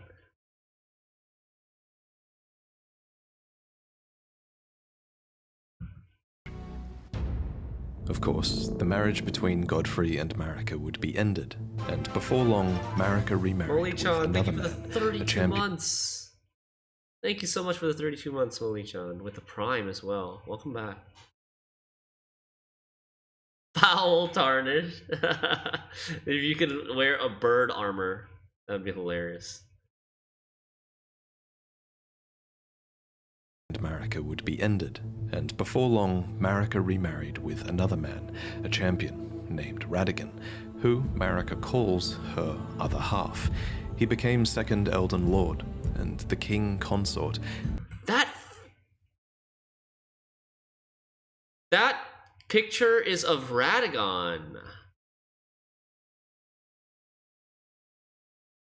I may have known this already, but I think like at first I thought that was a woman, but it is actually kind of fitting that Radagon could be mistaken for a woman. Hey Ozzy, family's doing good. So many clues, yeah. But he also brought with him 3 children from a previous marriage that he had had with a Carian queen named Rennala. These children were Ranni, Rykard, and Radahn, and they all became demigod stepchildren after Radagon's reunion with Queen Marika. Possessed of his father's flaming red hair, Radahn was fond of its heroic implications and considered himself to be born of a great champion, yet he also looked up to another man, Godfrey, the first Elden Lord, Queen Marika's first husband and the Lord of the Battlefield. But Radahn wasn't just the son of Radagon and an aspiring Lord of the Battlefield, he was also the son of Rennala, who was head of the Academy of Raya Lucaria and Queen of Caria. So as a Carian royal, inclined towards sorcery, Radahn bent his will towards mastering gravitational magics, rock sling, gravity well, collapsing stars. He's gonna talk about Radahn's These horse. techniques were taught to him in Celia, the town of sorcery, all so he would never have to abandon his beloved but scrawny steed. That said, before long, his powers would be put towards a more cosmic purpose than simply allowing him to ride his own horse. Radahn was taught gravitational magic by an Alabaster Lord, a member of a race of ancients with skin of stone who was said to have risen to life when a meteor struck long ago. And when his lessons were complete, Radahn uttered these chilling words. Thank you for your tutelage. For now, I can challenge the stars. And of course, he did conquer the stars, and the very constellations would be halted by his strength. But of course, you kind of have to ask, why? Why was it necessary to conquer the stars? Because the stars would fall and we would have a land filled with falling star beasts overrunning the lands between. That's just, I don't know, that's my theory. I made that up. Even in the first trailer, you can see like Marika and Radagon in the same position in different frames, one after another. Oh, the hints, yeah. That voice effect, yeah, I thought that was funny too. In the first place? Well, I have a couple of theories. Theory 1 is that it was done in self-defense. After all, according to the Sword Gravestone, Radahn was protecting Celia.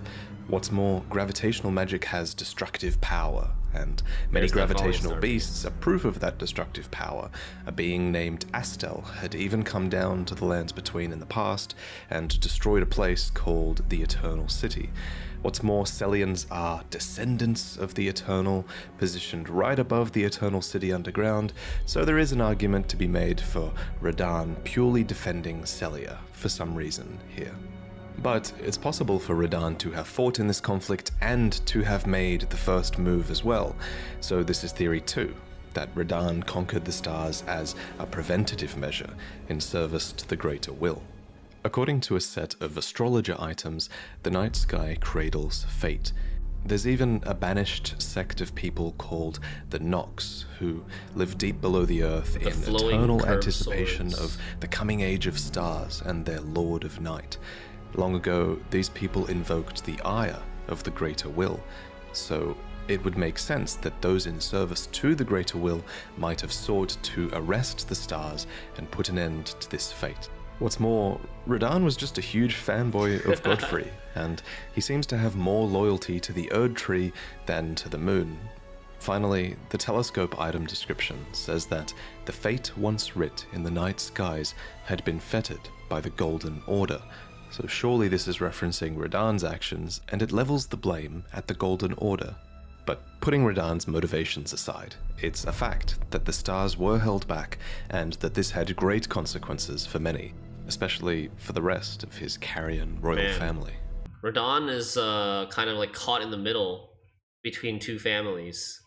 Have to choose a side.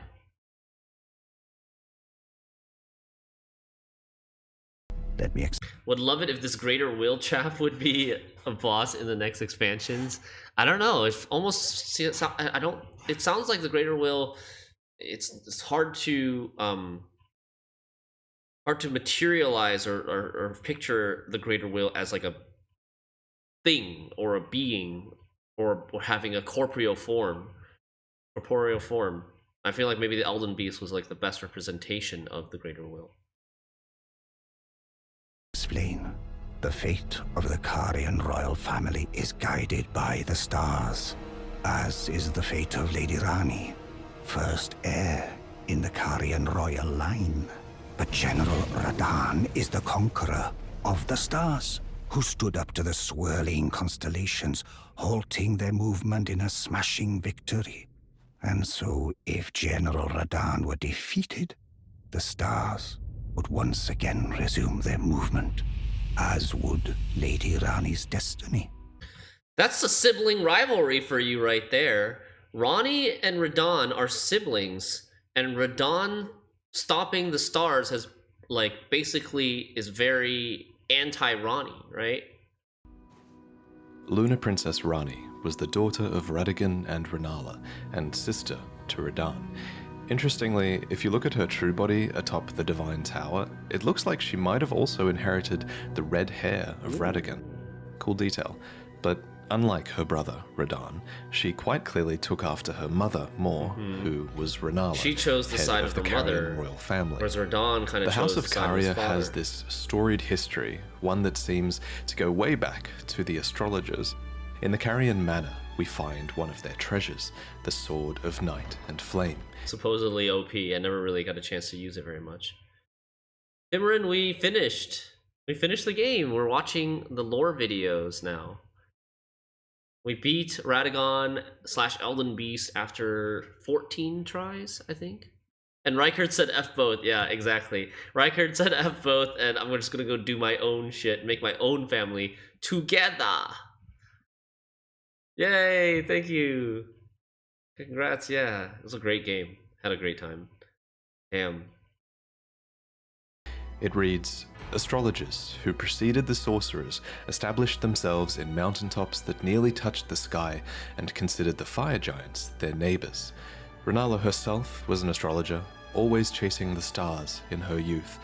Then she met the full moon, and in time, the astrologer became a queen, establishing the House of Caria as royalty. Caria appears to have a matriarchal hierarchy, with multiple princesses and Carian knights that serve as their retainers. Now, however, there is only one princess, Rani, daughter of Renala. And at the time of her birth, she would have been set to inherit quite a lot of power indeed, for the Carian royal family was at its height, and her mother was not only queen, she was also head of the Academy of Raya Lucaria, having bewitched them with the enchanting power of the full moon. Leading the young Rani by the hand, Renala guided her daughter to a meeting with a moon of her own. What Rani beheld was cold, dark, and veiled in occult mystery. A dark moon, a sort of twin to Renala's own full moon. You can even see both of these hanging in the sky if you stargaze from the heights of the Moonlight Plateau. Another who... Really? I missed that detail. That you could see both moons at the same time. I definitely noticed the streaks of light. I definitely noticed these streaks of light when I was on the moonlight altar, but I don't think I noticed that there were two different moons in the sky at the same time. That there was Renala's full moon and also Rani's dark moon. Which ending did we get? We did Rani's ending. The Age of Stars ending.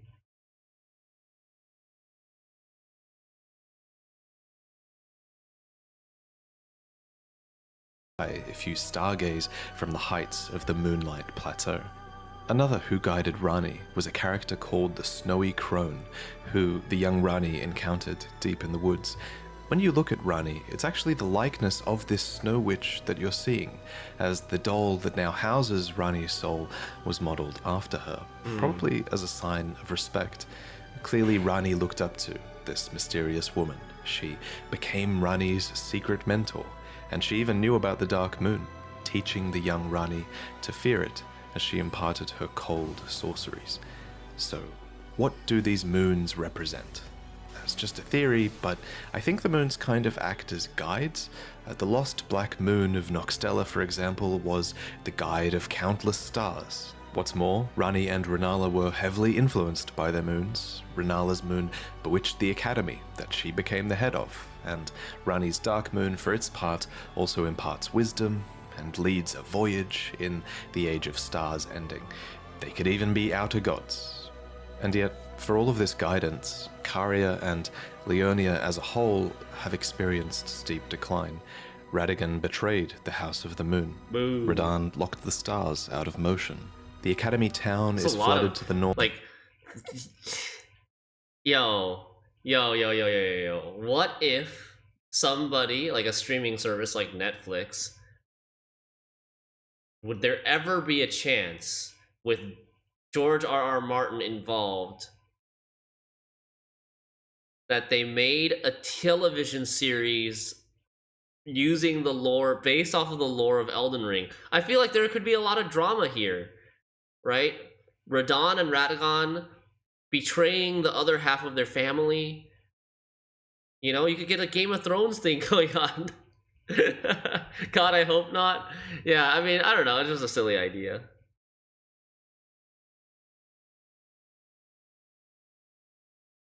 I think it would be fun. They would probably have to expand on the lore a lot, because I don't know if the depth is quite there for, you know, for like a television series. But I think that would be awesome. I feel like I'm already so invested in the Elden Ring franchise that I would love to see something like that.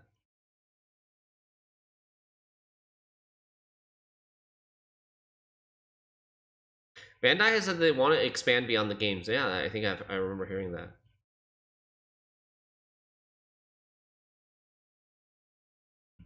North, Caria has been ruined in the west, and the stars and moon have gone their separate ways.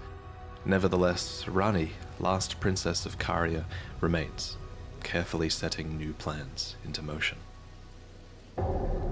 Sibling to Rani and Radahn was a man named Rykard, who was lord of the Volcano Manor. There is evidence that Rykard was friendly with his siblings. He conspired with his sister Rani later on, and there's even a portrait of Radahn hung in the Volcano Manor as... Damn! Aw. I did not notice this at all.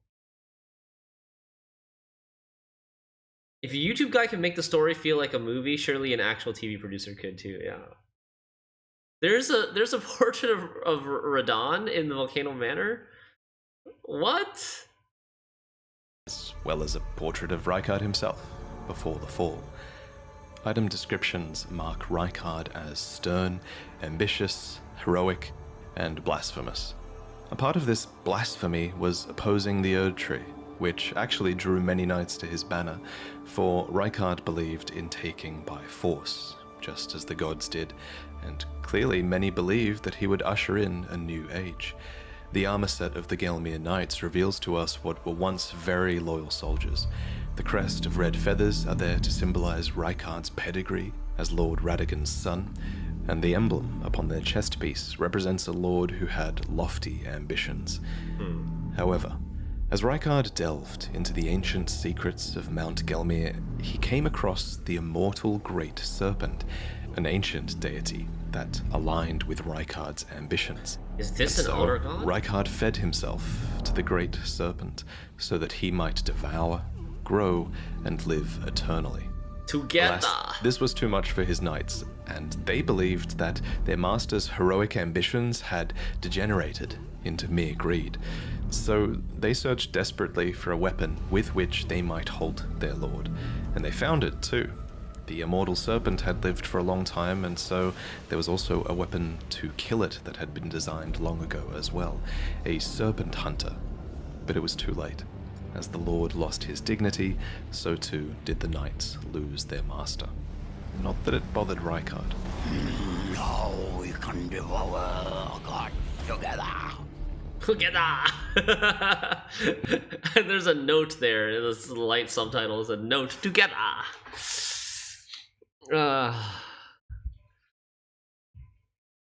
Next, we need to discuss Millennia That was a and short. Mikola. Rykard was These really two short. were twins as they were born. No, Rykard, please. Anyway, as you know, Nice. Radagon's marriage with That's Renala did not hilarious. last. Afterwards, he returned to the Golden Order and became Queen Marika's consort. But what I haven't yet mentioned is that, together, they were blessed with two demigod children, the so-called twin prodigies. Now, in the last lore video, I briefly proposed that these two twins were born after the Shattering, after Radagon and Marika had merged together to become a single god. However, I've since changed my mind. I think Millennia and Mikola were clearly born before the Shattering. There's just so much proof that these two twins were a force that were influencing the world long before the Shattering took place. Anyway, both of these twins were born afflicted. Specifically, in the Japanese text, it's said that their births were vulnerable.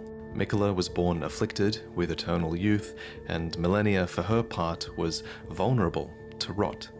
Interestingly, Millennia's scarlet rot is actually an outer god. This outer god, like many others in the game, seems to have an order that is able to be imposed upon the world via an Empyrean vessel, and Millennia was that vessel. And while the scarlet rot is pretty terrible, you can sort of argue that it's got a beauty to it. According to Gowry, the order of rot is resplendent. It's a cycle of death and rebirth, kind of like the lotus flower, which is a flower that blooms anew, beautiful and fresh from mud. I actually have art of this flower hanging in my home. I always love the symbol of it. I actually have lots of art hanging now, and I'm going to talk about all of this artwork that you can buy at the end of the video. Anyway, so Millennia the Empyrean into was Vatia's vulnerable own. to and afflicted by the scarlet rot. There was said to be no cure to this, and while fire and consecration seemed to be somewhat effective at warding it off, Millennia would slowly lose her physical self to the rot. So, if Millennia had been successful in spreading the scarlet rot as like maybe an Elden Lord for the outer god that's associated with the scarlet rot, the lands between would basically look all like Caelid, right? The entire lands between would look like Caelid with scarlet rot everywhere. That could be even like an alternate ending as well. Interestingly, old legends of the Scarlet Rot have persisted in the world for generations, and we learn more about the Rot God from the Blue Dancer charm. The dancer in blue represents a fairy who, in legend, bestowed a flowing sword upon a blind swordsman. Blade in hand, the swordsman sealed away an ancient god, a god that was rot itself. Specifically, this god was long ago sealed away in the stagnant water that is downstream of the Ainsel River underground. The Lake of Rot. And wherever rot appears, the kindred of rot appear as well. These are pests and servants of the rot. These guys, now, I hate in these the guys. current age, these are servants that have been forsaken by Millennia, who is their new goddess. So, this blind swordsman with the flowing curved sword actually went on to become Millennia's mentor. So technically it's him that we have to blame for this goddamn attack. The prosthesis wearer heirloom tells us more. A talisman engraved with a scene from a heroic tale. Though born into the accursed rot, when the young girl encountered her mentor and his flowing blade, she gained wings of unparalleled strength. Millennia's ridiculous attack is called the Waterfowl Dance, and aesthetically it makes sense that, flowing waters would counter the effects of rot. For just as still waters turn foul, stagnation turns to decay. Thus, warriors must remain ever drifting. And indeed, Millennia does resist the call of the rot. There's a lot of evidence that she's not really a willing vessel, but through sheer will and sense of self, she resists the rot, and only when she is truly pressed in battle will she abandon this will and bloom into the goddess within. Millennia's first bloom was during her fight against Radahn, and releasing her scarlet rot was a last-ditch effort that would forever taint the land of Caelid and cripple Radahn. So, whatever she was fighting for in this fight against Radahn, somehow it was worth this terrible act. In general terms, at least, it's clear that Millennia was fighting for her brother. Apart from the times where she relapses into being the goddess of rot, she is known as the Blade of Miquella. She actually goes to great lengths to tell you this. I don't know if you heard. Despite that looks so freaking painful for Radahn. Yeah, like the giant scarlet rot flower blooming on your back. Yeah, I'm no surprise that he's been like permanently traumatized and weakened by that. Despite being the toughest boss in From Software history, she's actually fighting for his right to godhood, not her own. These statues, are they supposed to be Millennia and Miquella? Millennia's own words, her brother Miquella possesses the wisdom, the allure of a god. He is the most fearsome Empyrean of all.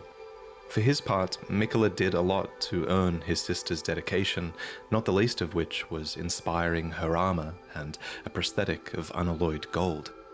And it's not just his sister that loved Miquella, many people did.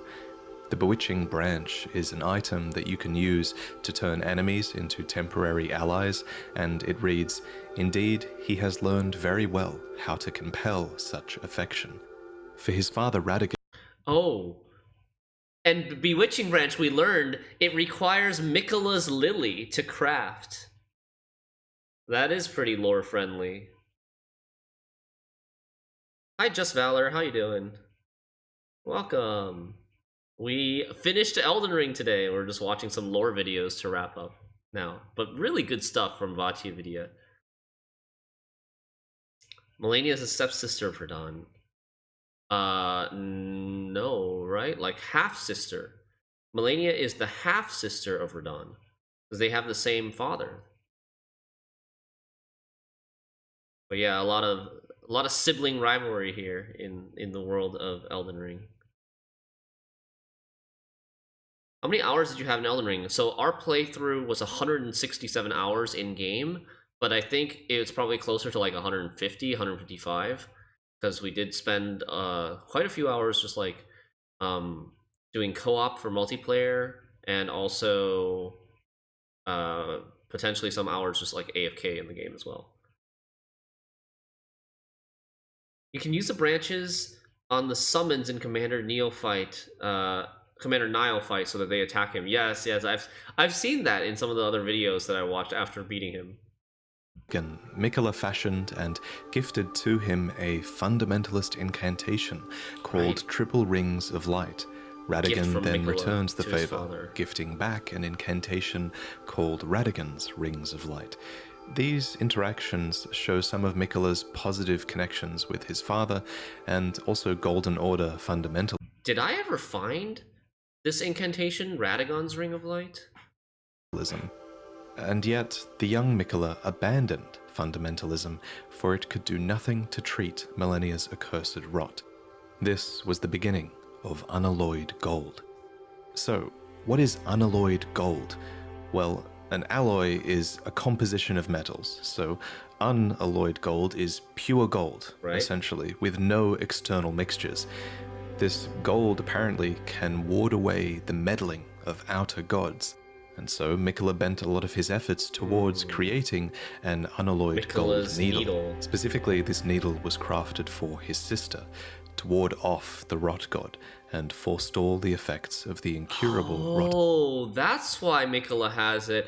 And we took it from them and used it to expel the influence of a different outer god, the frenzied flame. Sickness. We see the bond between the siblings as well when we visit Miquella's Halig tree. We see a statue of a one-armed woman embracing a child, Miquella. In this place, we see the biggest example of Miquella's benevolence, the Halig tree, and the society that was built into the brace that supports it.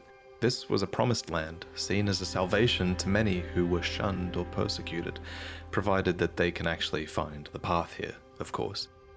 And like many other Empyreans, Miquella seems to have had the will within them to create a new order, and his is an order that's somewhat modeled on the ones that came before it. The biggest thing is that the Halig tree is clearly inspired by the Erd tree.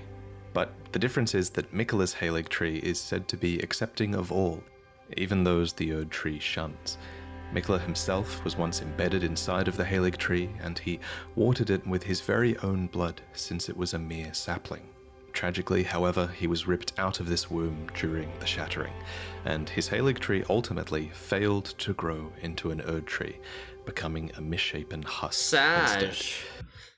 Miquella sounds so generous, you know, sounds like such a good boy.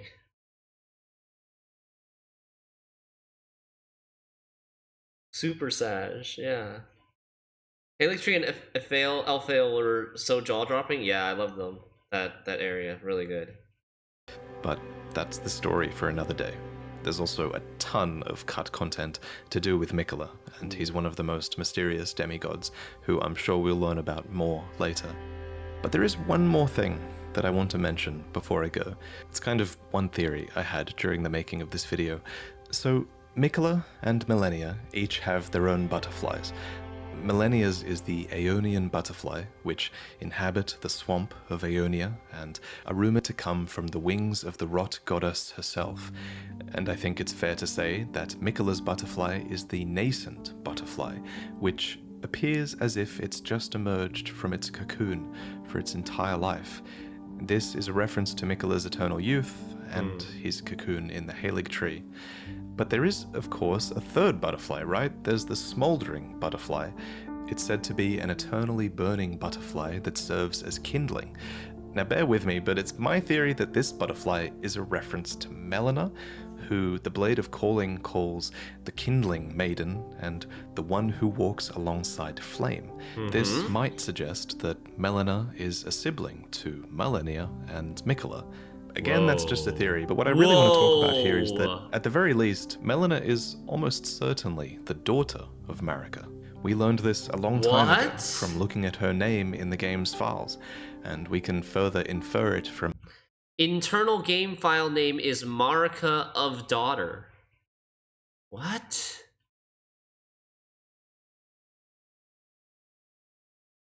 her dialogue, as she has a few lines that refer to mothers and one that says that she was born inside the Erd tree. So her being the daughter of Marika is also just a theory, but this one is much more concrete than the butterfly one. Theory. Although the reason I like the butterfly theory is that it gives us a hint as to who Melina's parents might have been. Her parents would have been Radagon and Marika, which is to say Marika herself alone, I guess, because Radagon is Marika. Honestly, Melina as a character has only become more mysterious since the game was released, and I'm really only scratching the surface with this theory. Way too dang. But speaking of times before Elden Ring was released, back then, a long time ago, I commissioned this piece from a renowned artist named Marco, and now I'm so excited to reveal it for the first time. This storybook scene is heavily inspired by the early looks Might we have changed had in development at for Elden sure. Ring, with a red-haired protagonist, spirit companions, a mount that looks like Yakul and a bit like Torrent, and a few other hidden details in the piece. This piece and all of my other prints are now available over at Spring, where you can actually buy them fully framed and ready to hang. They actually ship with a beautiful frame. The frame itself is a nice black satin finish, This is a really and you can good even video. opt for a white border around the print, which I think looks really classy in certain cases. Talking about I think the these demigods, it posters gives are you a cool much way to support the just channel, clear like artists, explanation and for you to and actually get something idea in of return who the that will make demigods were, what their interests, like, you know, what their motivations were. Like Mikola and Melania were devoted to each other. I really like this this theory that Melina was another daughter of Marika. The game doesn't say it at all, but the butterfly theory is kind of cool.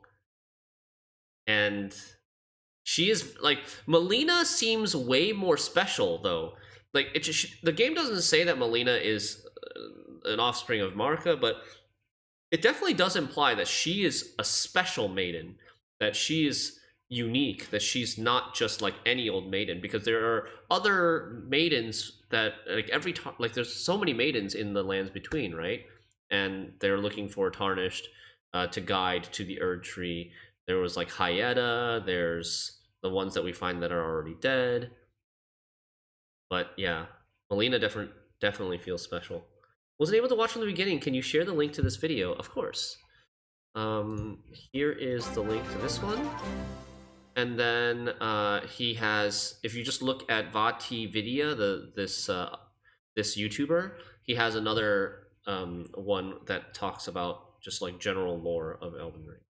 This meme is bad. Thank you for the Prime for 9 months. Welcome back to the Rope Club. Melina also seems quite linked to Ronnie. There's a second red flower near the boss area where you actually find Melina's armor set. This is not just a theory to me. So much hints confirmed for you. Right, so the scarlet flower bloomed 3 times, right? Once, first in the fight, in Melania's fight against Radon. Second time just outside her boss room, where you find the traveling maiden set. And then third time when you fight Melania, Blade of Mikola.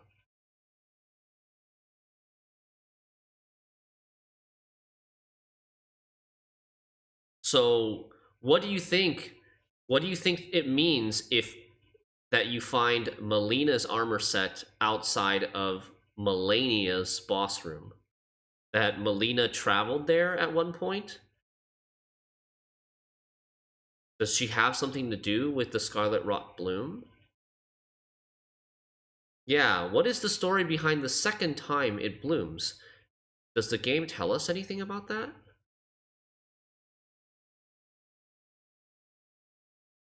And what exactly is the story with Millicent and her 4 sisters? Were they supposed to, like, I always got the feeling that Millicent and her 4 sisters were supposed to potentially were potential replacements for Melania, but they are not, right? They're not gods, or they're not offspring of gods.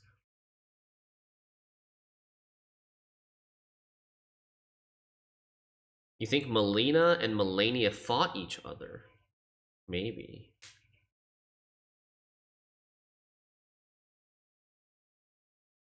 You think there's a bunch of cut or not fully fleshed out content there? Yeah, I wonder what the ideas were. Wow.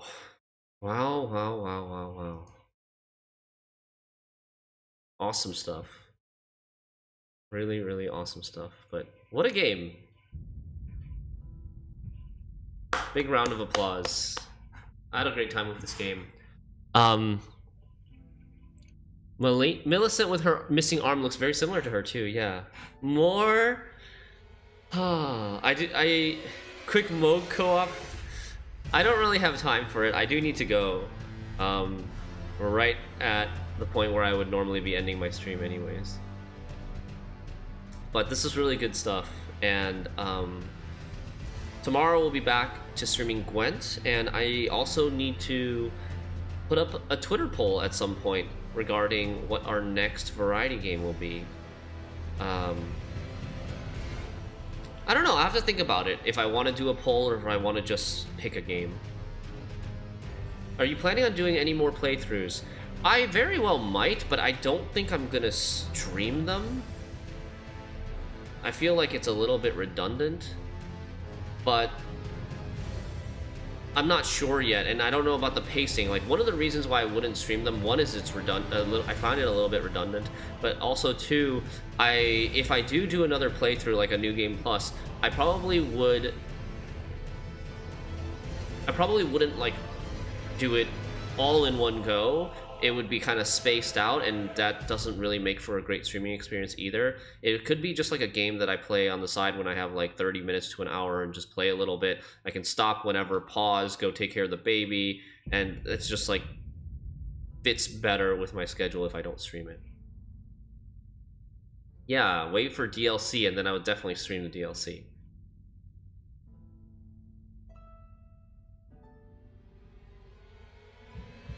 But yeah, thank you guys so much for sticking through, you know, all these long Elden Ring streams. I hope you guys really enjoyed the content and the playthrough.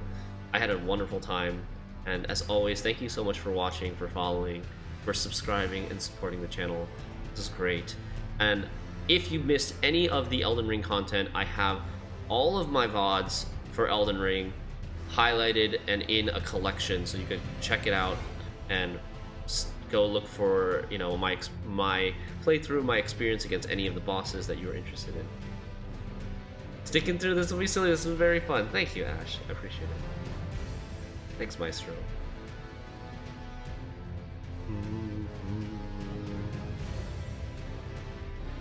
Alright, and with that, I will be ending it here. Thanks, everybody. Mikado, Lash P, Andre, Dominant Lord, Big Donners, Barnabas, everybody. Good night, and we'll see you tomorrow. Bye-bye. GG's. GG's.